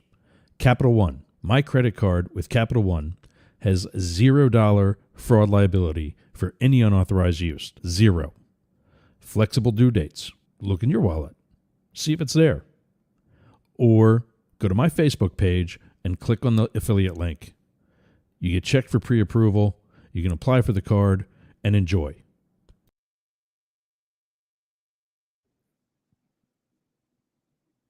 Well, I guess I got to go back to the center because our center, somebody's got to balance us. He's not there. So Bad Dog asks, does anyone have a suggestion as to who would be the best president for the U.S. out of all U.S. eligible citizenry? I think the first thing that you talk about is what are the qualifications we would want for that person. Does that make sense? Like, I think that's where people should think about like who they want for a politician. It's not who, not a person, but what are the things that you what a want them to concept. We actually think of who might be able to handle this job for 400,000 and who has like what principles do you care about? What these are the things that I think we've turned all politics into who can we have a beer with, and I just think I think it's proven that it's not worked very well for us. I think that there's always been corruption in politics and stuff, and there's always been bad politicians. I mean, look, to pretend that there's ever been some sort of apex of Congress working totally the way that it should, I think that's revisionist to think that that's the case. But and presidents, obviously, as history fades. Well, then in everything that you're looking for, well, that's like deep. Matt looked like he was really far away for a minute, and then all of a sudden he grew. Yeah. I think for me, it's a combination of what I want is a president that actually cares about the Constitution, like not just says it and then doesn't care at all about it. I mean, like actually cares about it and cares about Congress working better. I think that that's the key. As like you'd have to have a Speaker of the House and a president that are on the same page about Congress getting its act together, and I think that's a hard combo to find in America. I'm sure there are lots of people that would do it well. I think most of them don't want the job, though. I think that's the problem. There's a lot of people that I would say, oh, they'd be, I think, great at this. I think they're not interested in being in politics like in this day and age. But are we pretending that we could just like wave a magic wand and make it happen potentially? Because I think most of the people that we would like couldn't get elected. Well, I think part of it is that they would have to. One, I think this goes back to something else I was right in. Not only are you electing the person, but you're electing the people that he's bringing to or she is bringing to the table in the form of a cabinet, other administrators, et cetera, et cetera. Yeah, but you're really electing that person's management style. Yeah, but if we're not electing Joe Biden, who spent essentially his entire adult life in federal government and governing in federal government, not just some job. If we're bringing in somebody like Donald Trump, then we've got to make sure one of the things that they do is listen to the people around them. Yeah, that's just really hard to know up front, and I think the reason I disagree with like your elected. Look at what they've done. Look at what they've done previously to determine that. I think 3 people immediately come to mind who would be successful because of the fact that they listen to and put value in the people that work with them and work for them. One is not an option because he's dead, and that's the late Steve Jobs. Yeah, he was kind of a dick. Yeah, he was a bit of a boss, but he did put value in the people who could do things that he couldn't. Because he only hired Like- really smart people. Yeah, and that's his saying. He says you don't hire smart people and then tell them what to do. Yeah. You hire smart people to tell us what to do. Now, I don't And so I think think that that's exactly what he would have done as president. I don't think a CEO of any company is going to be happy being the president because of the constraints of the Constitution that are on them. I just think that We're not that's talking about happiness. We're talking about qualifications. well, right. But I'm saying I don't know that they And- could and do the job. Clearly an ideal world, too, where none of this is going to happen.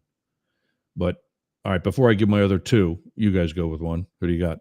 I I would think that say- was a really good one. Yeah, I would say Ben Sass, who's not in politics anymore. I just think that his writing and his talks about like how seriously he took the Constitution. He also had some really good op-eds about some Senate reforms specifically and House reforms that he thinks are necessary to make Congress work again. So it's someone who's actually seriously thought about, you know, because he's been there. He's been in the Senate. And I think he had some really good ideas that I think were outside the box too. Like one was like, he thinks all the senators should live in a dorm together. Essentially, he's like, the more you hang out with people, the more, I don't know. It's just like there's a working. He had some really good ideas. That That I is think, why. That Yeah. is why Google, Apple, a couple of the other big tech companies out in the Silicon Valley have on campus cafeterias that supply free lunch to the employees or free Yeah. meals, free breaks to the employees. Yeah. Because they figure if you stay here, it's a 10-minute walk at minimum or drive at minimum to go out for lunch. That's 10 minutes back. And it's at least if all you have is a 30-minute lunch, you're going to take more than that because you got to eat, or you're going to bring it back to your desk and be alone. Yeah. And not be with anybody else either. So they Well, figure, to be perfectly honest, real production people, they don't really care about taking lunches and they're having that 30 minutes off of work. They're working while they're lunching. yeah, I mean, and that's to the be point. perfectly honest. That's the point. So if they have that facility on property, Blake's going to walk up to me and say, Yergs, I'm going to lunch. You ready to go? Yeah.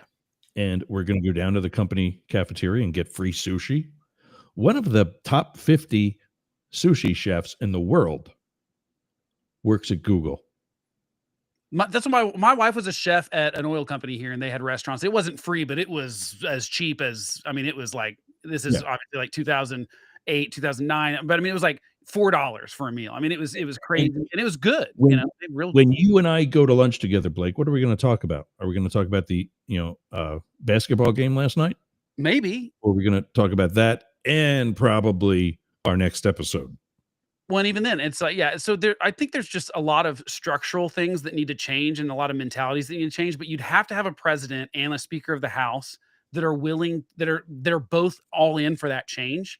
And I think one of the big problems that we've had is, I think one of the big problems that we've had is that you look at Biden and basically, really, any victory that Biden has, he owes to Nancy Pelosi, really, I think.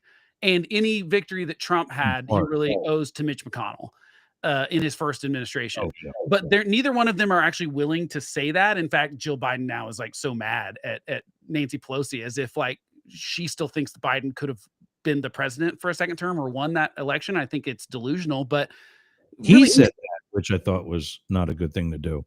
yeah, and so look, the Democrats owe all of the functionality that they've had over the last decade, they owe to Nancy Pelosi, in my opinion. And she's a very smart politician. I disagree with her on a lot of stuff, but she's good. She was good at the job and she understood.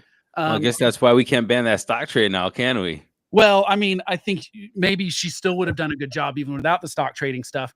But like, my point is that we're not giving enough credit to the people that are actually doing the jobs well, in my opinion. And we're not rewarding the people that are actually going in there and being serious. Mike Gallagher is another great congressman that left because, he got on the wrong side of Trump. And he that's the problem, is that all the good ones have left. And until someone comes in, until a president comes in and instead of saying my way or the highway, they say, here's the goals I want to do for the country. Here's the things I want to do. Here's what I want to work with Congress on. Here are the important priorities. One, to go back to Biden, like one thing that I think he could have done, I think his mandate was to not be Trump, right? And to not let Trump have a second term, which he's failed at because now Trump has a second term. Biden could have spent all 4 years going, we're going to rein in the executive branch. He could have done that. He could have said, I know I'm the president, but as a former senator, I think the power lies in the Congress, and we just witnessed what is. You're stuck on that. No, yeah, but what I'm saying is the whole equal levels of government. Well, I know, but everyone's worried about what Trump's going to do. You call Trump a dictator all the time. Don't you think it would have been smart for Biden to rein in some of the executive power so that Trump can't use it? I think the FCC earlier this week released a couple of cases that were before them for that reason. But before we go, Matt, who do you like? Who's your nominee for president? I kind of agreed with you. Jobs. Yeah, he's dead, unfortunately. But I mean, there are probably other people. I got two, and it makes it balanced because they're politically from each side of the spectrum. Conservative, donor, incoming ambassador to Italy, where this one I have no ideas where it's coming from unless he wants to vacation there for no other reason. Conservative owner of the Houston Rockets, Tillman Fertitta, is also, I think, from what I've seen, particularly obviously on his show, $1 billion buyer, somebody who listens to other people, his own people, contractors, types that are selling him something and whatever else, and then makes a decision from that. And on the left, somebody who's very much the same way, also has the necessary temper to handle things on a military and global level, and that is now of course I'm brain farting on his name from the NBA, actually from the Dallas Mavericks. Cuban, Mark Cuban. What's interesting about Cuban, so there's the unrealistic thing. Like I don't think Ben Sass wants to be president, so I don't think he'd run. No, none of the people we mentioned for the. However, no, I actually think Mark Cuban. Two reasons. One, they don't want a smaller paycheck, and they don't want a smaller house.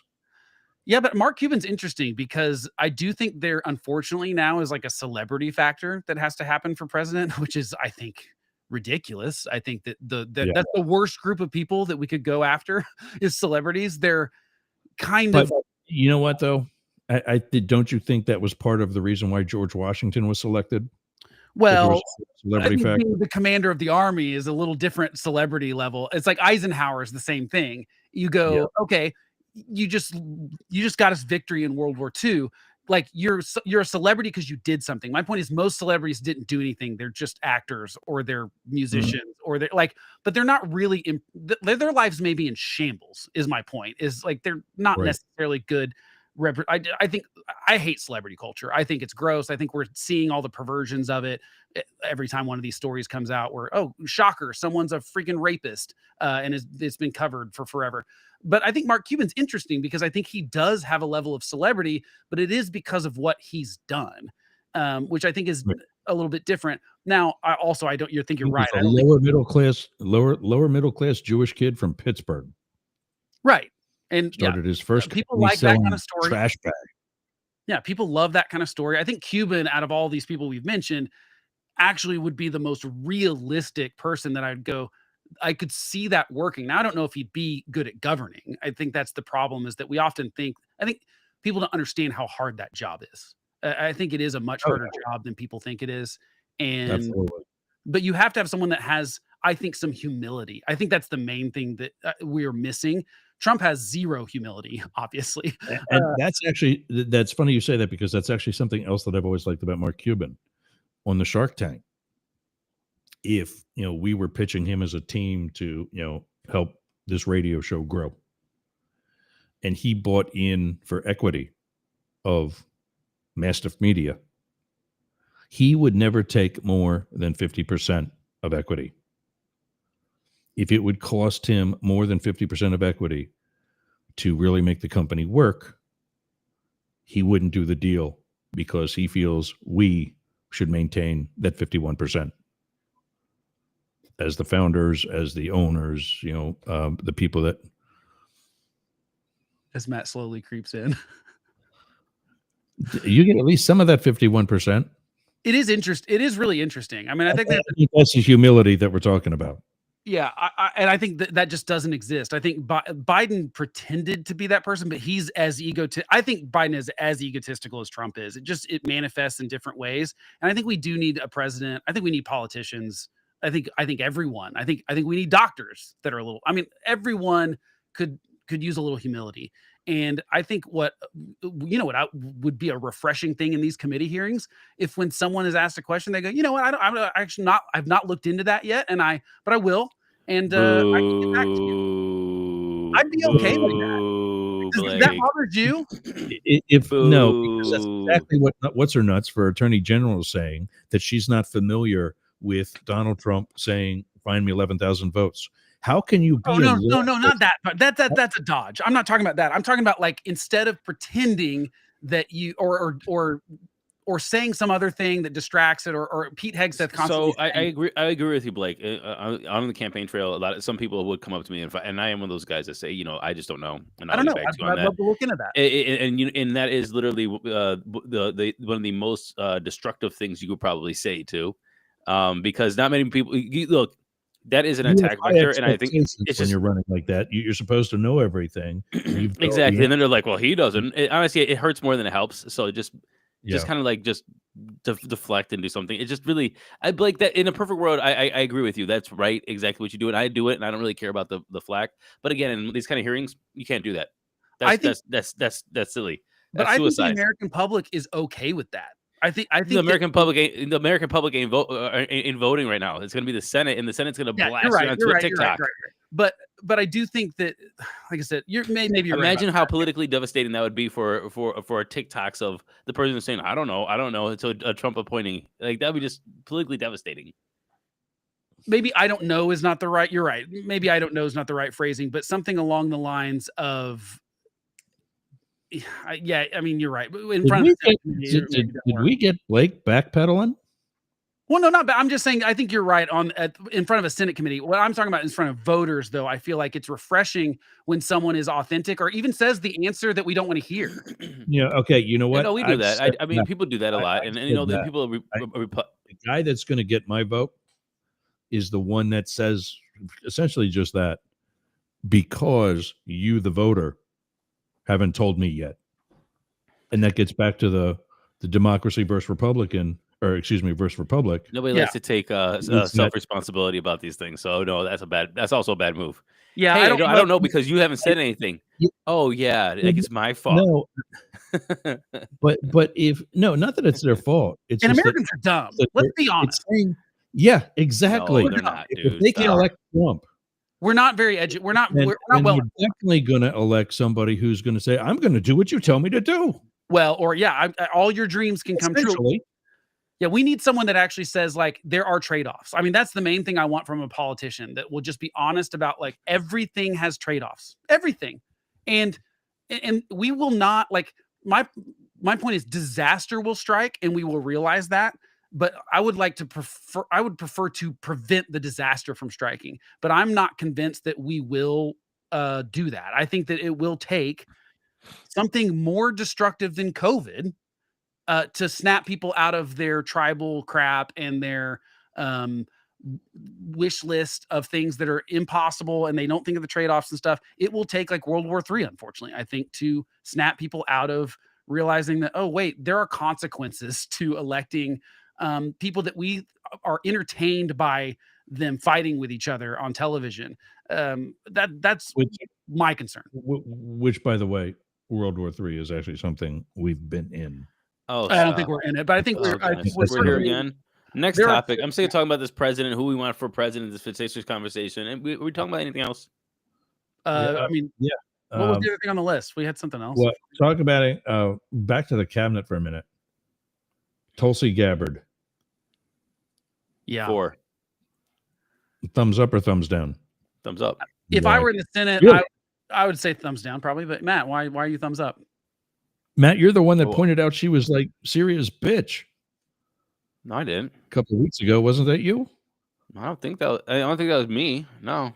I don't think bitch was I thought, anything. I thought you pointed it out, and Blake, you kind of, as usual, elaborated on it.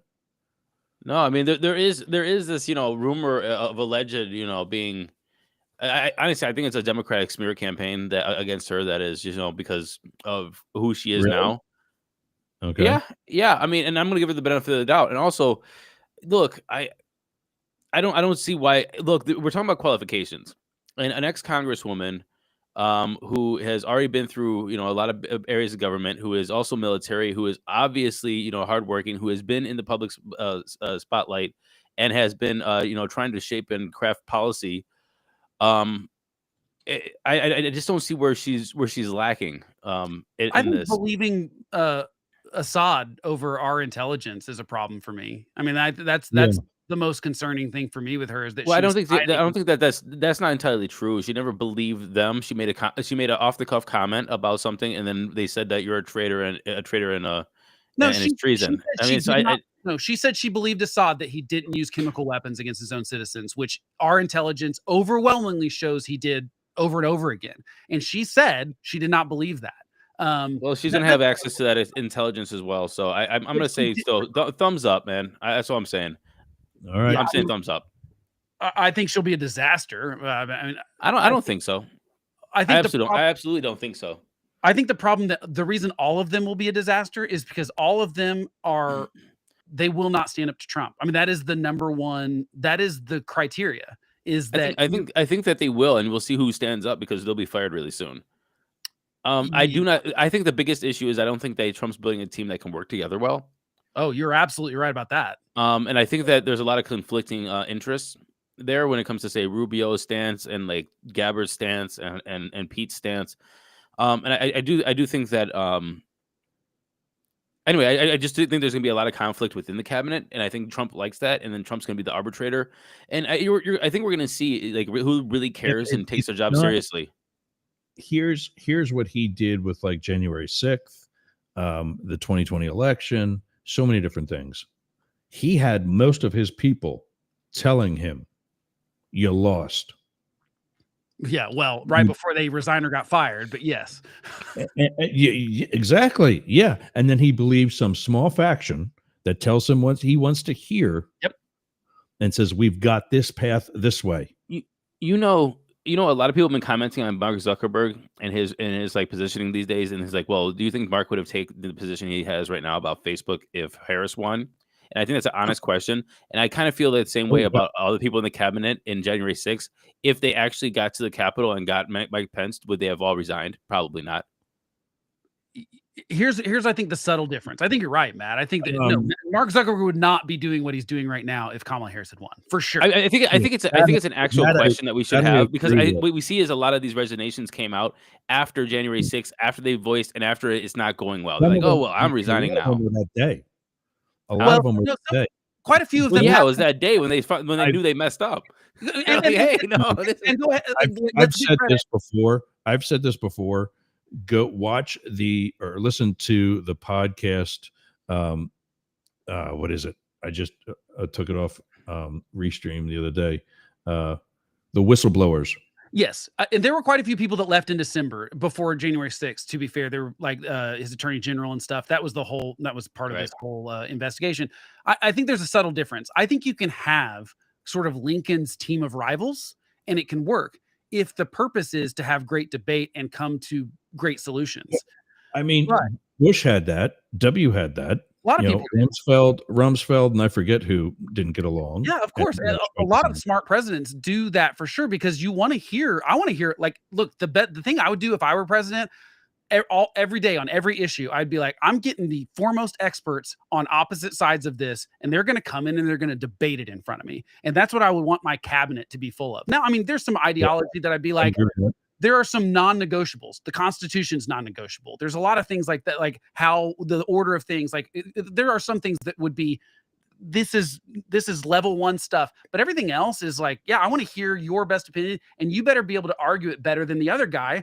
But the difference is with Trump, and it's very subtle, is that He wants the people to be rivals, so they're competing for his attention and his loyal and like showing Yeah, who can be the most that's loyal. it. Which Jurgs, I will give you, is Hitler-esque.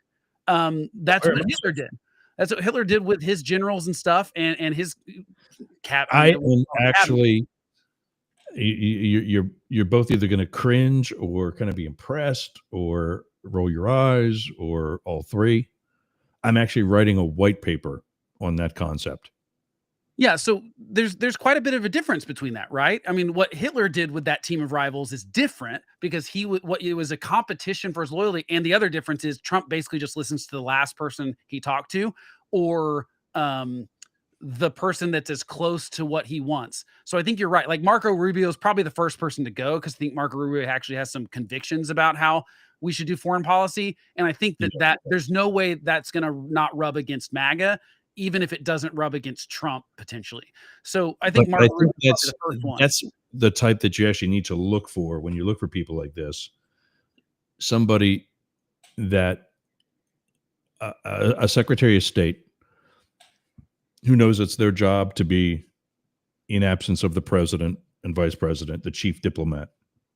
And it's their job to talk people out of fighting, essentially, and to build relationship. So that when that person says in that meeting in the Situation Room or in the Oval Office, Mr. Secretary, looking at the Defense Secretary, ball's in your court. Right. Like what's the call? What would you do? I did what I can do. These people don't want to listen. Yeah. But I think the problem is going to be with Trump specifically is the first administration was full of people that were trying to not like there were people that pulled papers off his desk so he wouldn't sign like Oh yeah. Which I get what they think they're doing is the right. They were essentially trying to keep him from burning the house down. Right, but I don't think that's the right way to do it. I think that that isn't.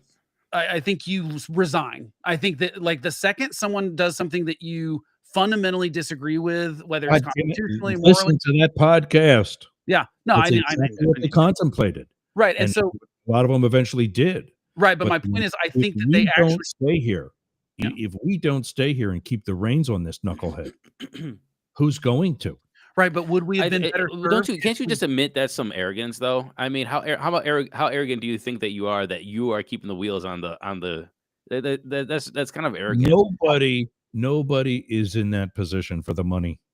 Well, but here's the thing: and once you've done everything you've done, no, obviously that's the arrogance. They're in there for the position, for the power, and they feel that they have the power to outweigh the president of the United States. Yeah, and I as a voter, that bothers me. It's all about ego.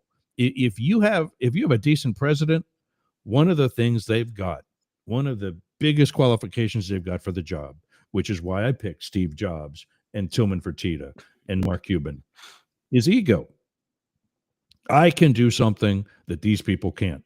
Yeah, you have to be a little bit of largely the top people around them are the same way. If you've gone through your entire career of public service, like Joe Biden, who has been in federal government as a governor, not just like some mailroom guy, for as long as I've been alive, don't you think he deserves a retirement by now? But no, at 70 some years old, he decides to run for president. Yeah. But you need to, here's the thing. I think you need to respect the office, though. And that's my problem. Do you really think, Joe, that you're the only person in the country who's got this? I think he does. I think that's what's actually so delusional. That's the ego. Yeah. And that's the mistake that they make, was that they think that they've got people around them that are going to tell them what they need to hear. Well, and you're right. It's those people think that they also are the person that has the right answer, and so they should like block the president from doing something he wants to do. And I think that that's wrong on the level of like, no, that's your boss. That guy's in charge of you. If you disagree with something, you need to resign. That is the option.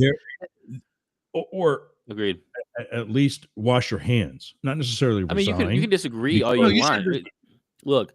Me and my boss had a great relationship. I was the general manager of a place. He was the managing director, and we would argue all the time. To be honest with you, I don't think we agreed on everything, but we loved to have it. And he would make decisions all the time that were not my decision for these big things that he had to make the decision on. You know, and the fact is there's a difference between having that relationship, and then having a relationship where you actually disregard and push other people out. So look, Yeah. I just feel that this is why I agree with you with Jobs. Is I feel that a good leader and a good manager is able to let people take on their projects and do what they're gonna do, And and demand then excellence, by the way. and demand excellence, but also they demand excellence of themselves, Right. So you're having that. But Right. then there's the other way of saying like, hey, we're gonna push you and push you out of your opinions and your opinion and degrade your opinions and your expertise, and then expect that there's gonna be excellence coming from your department.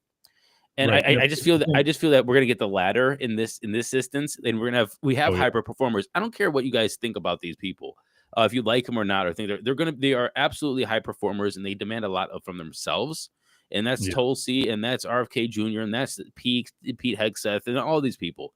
And I feel that there's not many people, Marco Rubio. I feel that there's not many people that are gonna be, we're gonna really see like what they believe and how much they actually think of themselves, when it comes down to like how they run the department and how much they're going to be able to be, and if Trump actually promotes them as these thought leaders that they're supposed to be. I think what will more likely happen is I gotta let Matrix outside. I think that what will more likely happen is that I think there's clearly, I mean, look at the people he's picking. It's clear that he wants people that can be on TV saying what he wants them to say. And you know what I mean? Like he wants good communicators. I don't think it's that he wants them to communicate their vision. I think he wants them to communicate his. I think that Possible. can be really dangerous because it's like, will Rubio go out there and say the thing that he really believes, or will he just say what he knows? I don't know if that's okay. First of all, I don't know if that's his job in public. I don't really care about that in public. In public, you should have a united front. So that's another. But that's another thing that I want. Like for my boss example, is like we would argue all the time. But once he made a decision, I would go out there and advocate as though that's the decision. You know, you don't go out there and so it's like I don't really know if care if they all go on TV and say Trump had the best idea. What I will see what happens is if they start talking differently about what they truly believe. Like Tulsi was all about, foreign wars and trying to stay out of them and take, aggression down. If that happens, then it looks like she's achieving a directive. If she's coming out there advocating for foreign wars, then I know that there's compromise.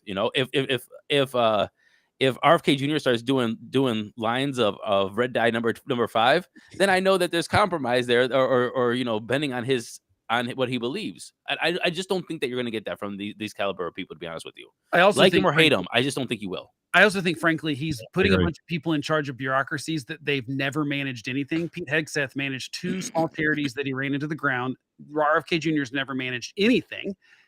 He's got a fourth of the government budget underneath him. I think that you will see quickly just normal. They're not up to the actual job of the bureaucracy. Who has a fourth of the Health and Human Services, a fourth of the budget. The Defense Department's almost $1 trillion. That's almost a third of it. No, the defense is like 11%. It's not anywhere. Yeah, I think Health and Human Services is actually more than. Health and Human Services is more than a quarter. More than defense? Yes, because Social Security. I'm pretty sure, yeah. Yeah, because Social Security and Medicare, Medicaid is all underneath that. And the CDIC, FDA, all of those people are under them. So they have a massive budget, massive. And the Pentagon, Pete Hegseth, he's in charge of 3 million employees. It's the largest employer in the United States, private or government. And, he just doesn't have any management skills now that he might surprise us. I just don't think that's something you can just jump into. Now, maybe he hires great people underneath him. I don't know. I just don't.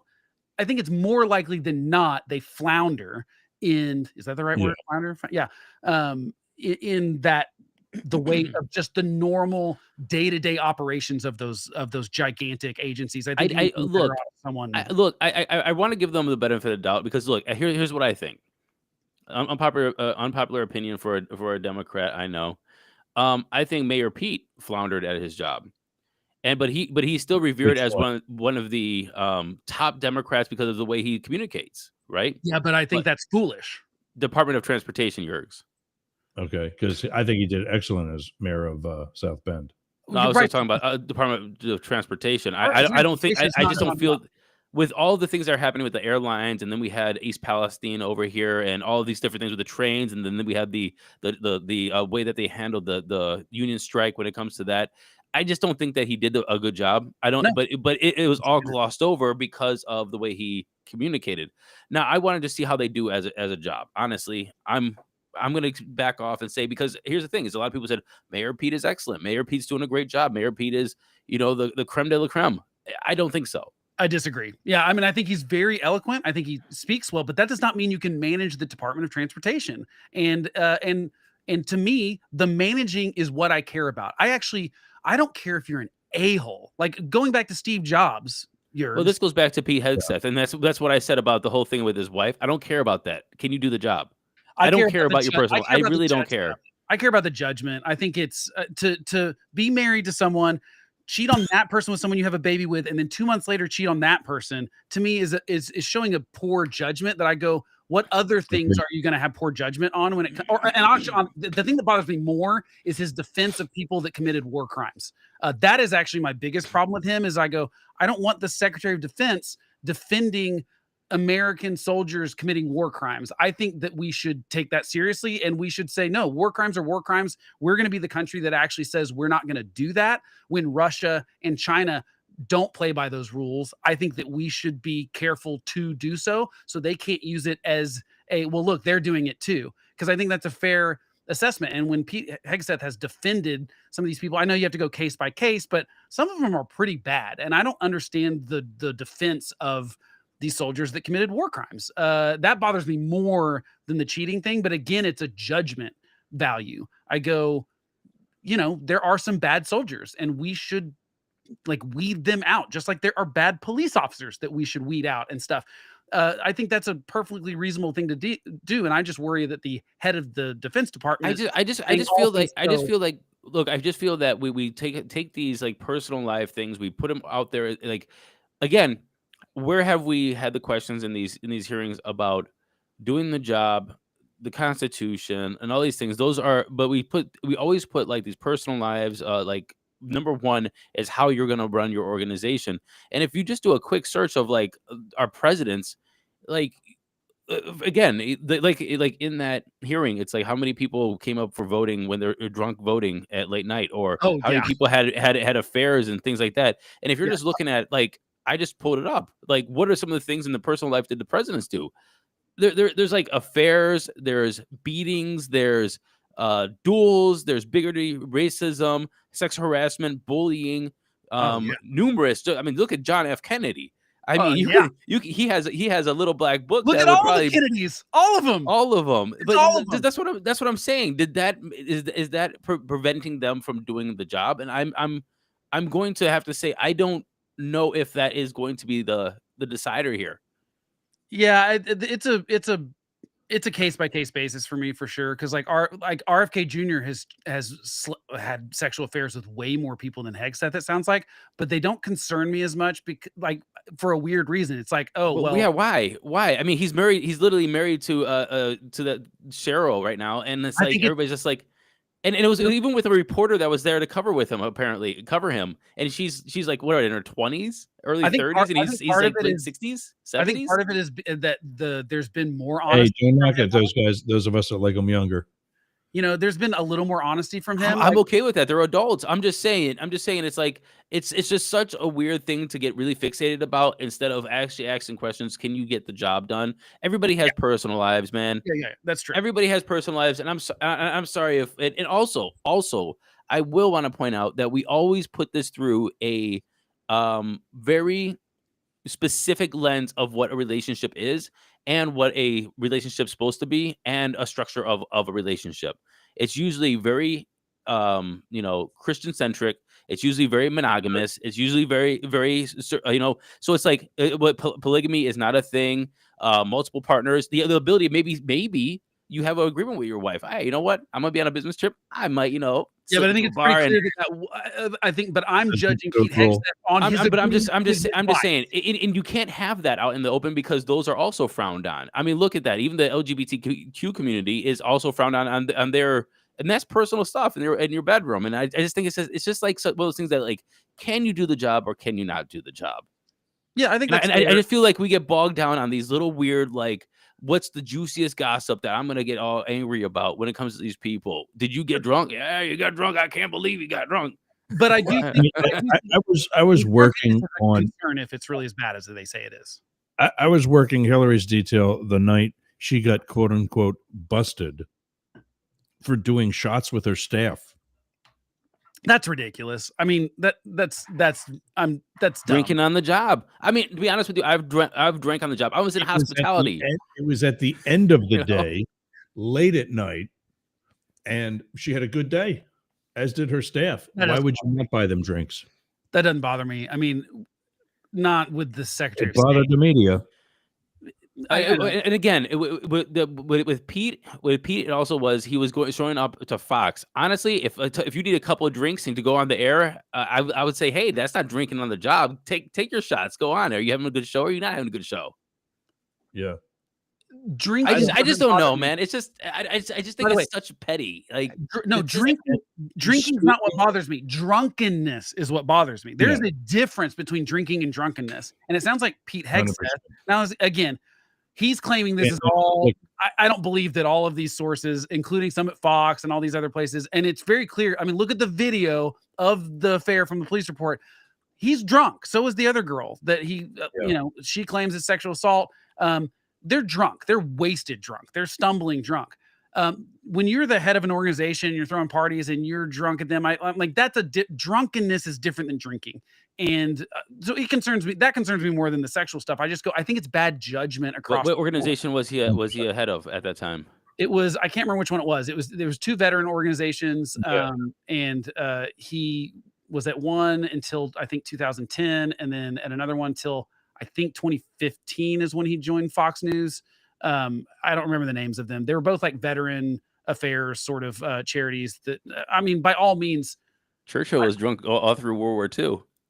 Yeah, but I mean that. I'm just saying, do you do the job or you not do the job? I'm just saying. But I think it's worth. I heard Nixon was drunk all throughout his presidency. Right, but don't you think it's worth going? Johnson took a little nip. I heard he had a bottle in the drawer in the Oval Office. I think it was more Johnson. Johnson also liked mixing it with. He was the one who said he's sitting at the Resolute desk.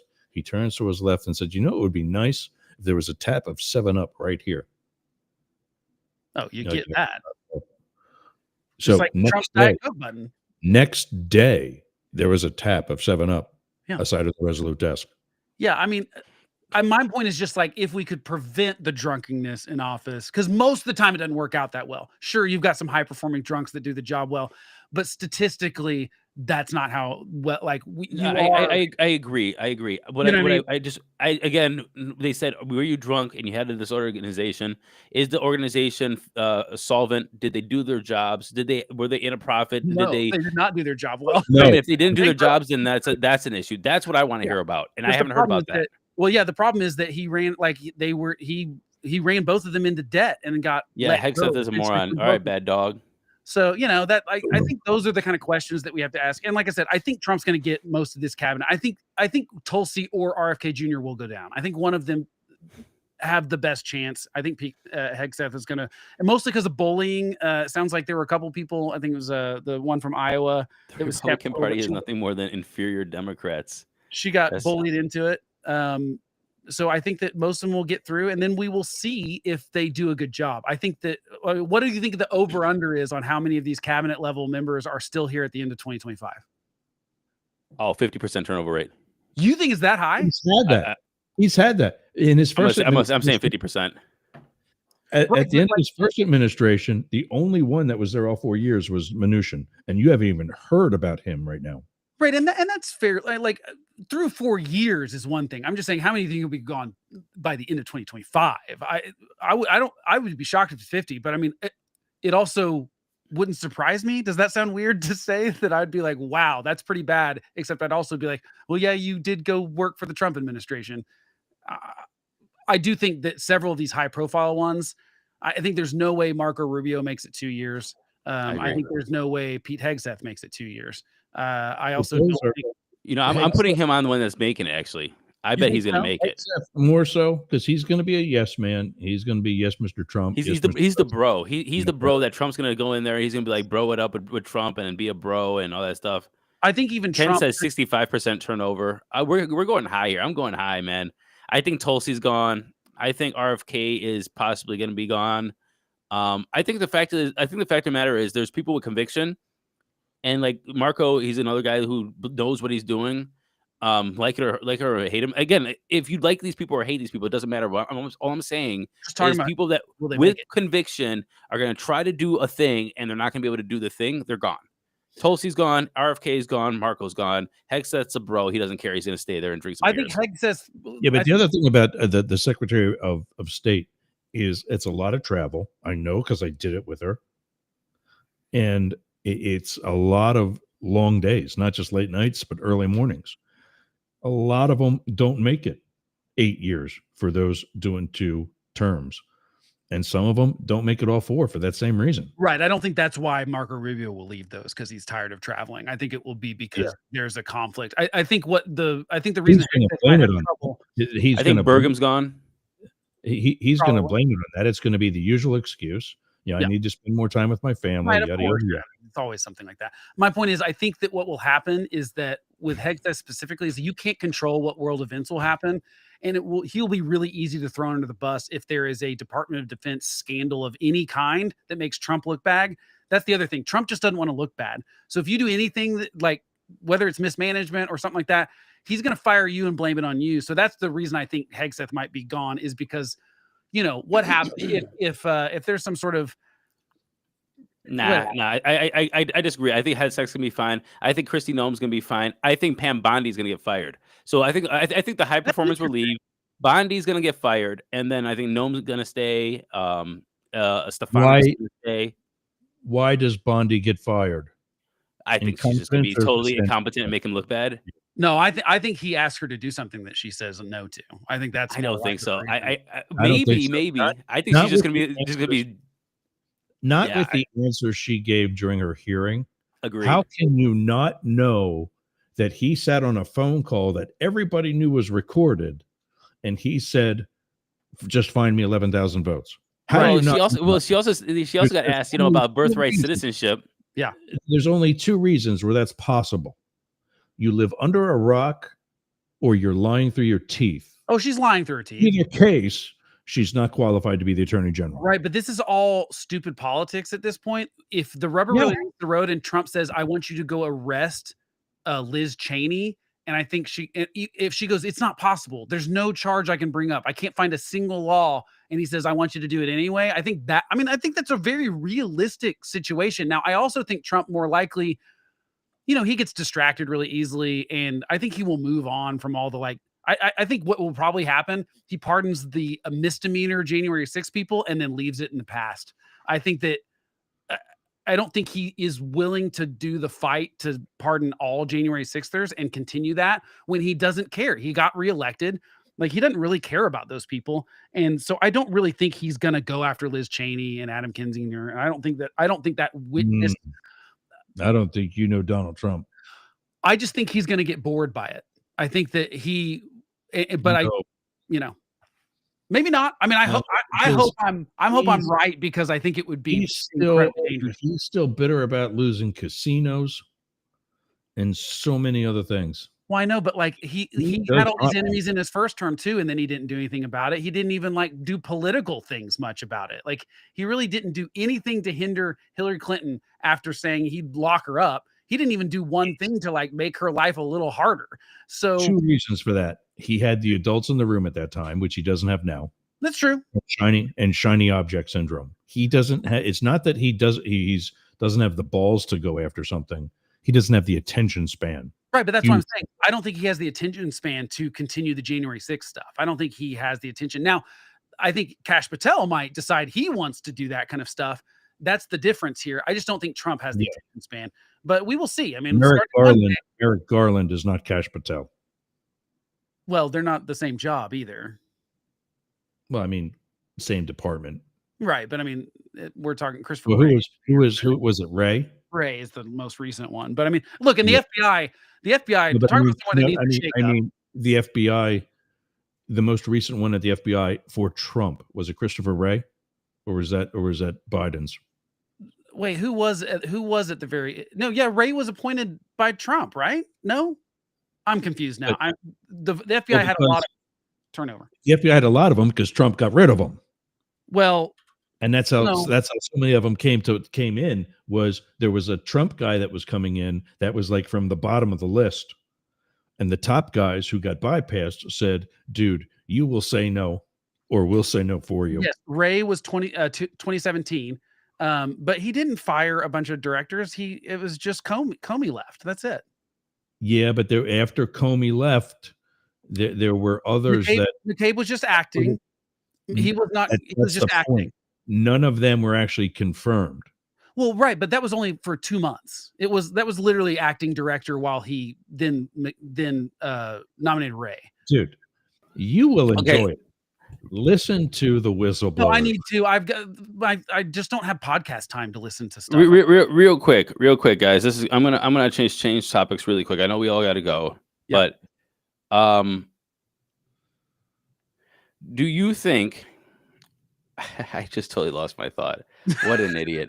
What an idiot! Do you think No, OKC is going to beat Cleveland in the finals this year? Yes. We'll see about that. We're 1-1 right now, but that was embarrassment last night. That was embarrassing. That was especially with our bigs out. Like what? I was Yeah. worried about that game last night with our bigs being hurt, but whatever. Yeah, you didn't have to be worried. Apparently Do you think that Pete Rose should be admitted into the Hall of Fame? Oh, that's a tricky one. I'm not a huge baseball guy, but I feel like Yergs is the one I should defer to here as a former umpire. Yeah. I met Pete Rose when I was a kid. He is an asshole. Yeah, but you know, Right. so Ball player. are all the. I mean, probably most professional athletes are. No. I'll tell you another story. There was a famous Philadelphia Eagle linebacker named Petey Perot, mean son of a bitch. And we were watching their summer camp at a company at a place called Westchester University in Pennsylvania. And no, it was at Albright, whatever. We're at this small college watching their summer camp, and Dick Vermeil chews this guy up one side and down the other. Practice ends. They all start walking up this hill towards the locker room at the top of the hill. It's just a set of stairs that goes up the hill, and they're all like double file going up these stairs. And then at the top of the hill is this snow fence that's just there to keep the crowd back. And then the snow fence creates a chute from the stairs to the building. Perot's pissed off. He bypasses the stairs, goes right up the side of the hill, puts one foot on the snow fence, and the whole thing goes down. And the crowd of kids, people, fans, whoever, just parts like the Red Sea. Except for this one little kid who didn't know any better, is standing there with a pad and pencil, wanting to get the guy's autograph. And everybody's like, oh, no, he's going to step on him. He's going to push him out of the way. This guy picks the kid up, puts him on his shoulder, and carries him into the locker room. It's nice. And that kid came out with a pad full of Eagles autographs. And then there was Tony Franklin, the kicker, one of the last barefoot kickers in the NFL. Wait, we had barefoot kickers? Oh, yeah. I did not realize this. Your kicking foot, it was a thing to do it barefoot. That sounds painful. And that was because the laces created an uneven texture against the ball. You could shank it to the side more easily. I think we could just And then come up the with a string NFL of different laces on the there. NFL, yeah, the NFL outlawed it. But he would just he'd be outside after the practice. He'd be signing autographs. He'd just stand there. He'd take a pad and pen from Blake, sign it, and drop it. And if you caught it, good for you. If somebody else picked it up instead, sucks to be you. And then you just grab the next one. Keep in mind, he's a kicker. He's not a big guy. It won't take a lot for some pissed off dad to rearrange his teeth because he did that to his son. Is the lead up to this that Pete Rose did not give you his autograph? Pete Rose charged you for his autograph Yeah, but From- it was yeah. immediately after retirement. Even while he was still with This the was Phillies, actually he charged you for his autograph. This was actually going somewhere else because I was just scrolling on Facebook and I saw something else that was just that was related to Pete Rose, not Pete Rose, but a like situation where you had where he was kicked out because of gambling. Now we have gambling like it's everywhere, I think it's and it's ruined like the now, sport. and now he's still punished for doing the thing that now everybody does. I know he was a play or a coach at the But time. He didn't bet But- on any of his games, right? That's Supposedly, my understanding. That's- Suppose, but That's the fact is it's like now that we have this, it's kind of like marijuana offenses. It's like Yeah. it's like everybody's in jail for marijuana. Now it's legal everywhere, and it's like you're in jail for the marijuana law, and then everybody's smoking weed outside. It's like Yeah. But who was wasn't there just a Buccaneer or somebody? I want to say somebody in the NFL was just banned for life. Those for- NBA. It's happened. A couple NBA players have been banned for life, but they were betting on themselves. yeah, There's a huge difference between betting on yourselves or betting on your team. I mean, I don't think anyone should do it. Obviously, the most obvious example of someone that should have never been doing it was the NBA ref that was doing it. Yeah. That was a big problem. I think the problem. He was a legacy ref, wasn't he? Wasn't his dad an NBA ref too? I'm not sure. What was his name? Tony. I don't remember. I can't remember his name now. But I did look Netflix up show on him is uh, fascinating. By the way, watch it. the NBA the NHL, the Lightning won last night 4-3 at home Right. over Avs- the Ducks. They Avs were are a 3-0 lead. 24. They are 24-16-3 without their former captain Steven Stamkos. I think the playoffs are going to be really interesting in the NHL this year. But Matt, I think your point is right. Like I think gambling is going to open up a gigantic can of worms in professional sports and college sports, and I think that it's going to ruin all of it. I think that there's no way you can capitulate to your biggest advertisers being. I mean, look, ESPN now has their own betting app.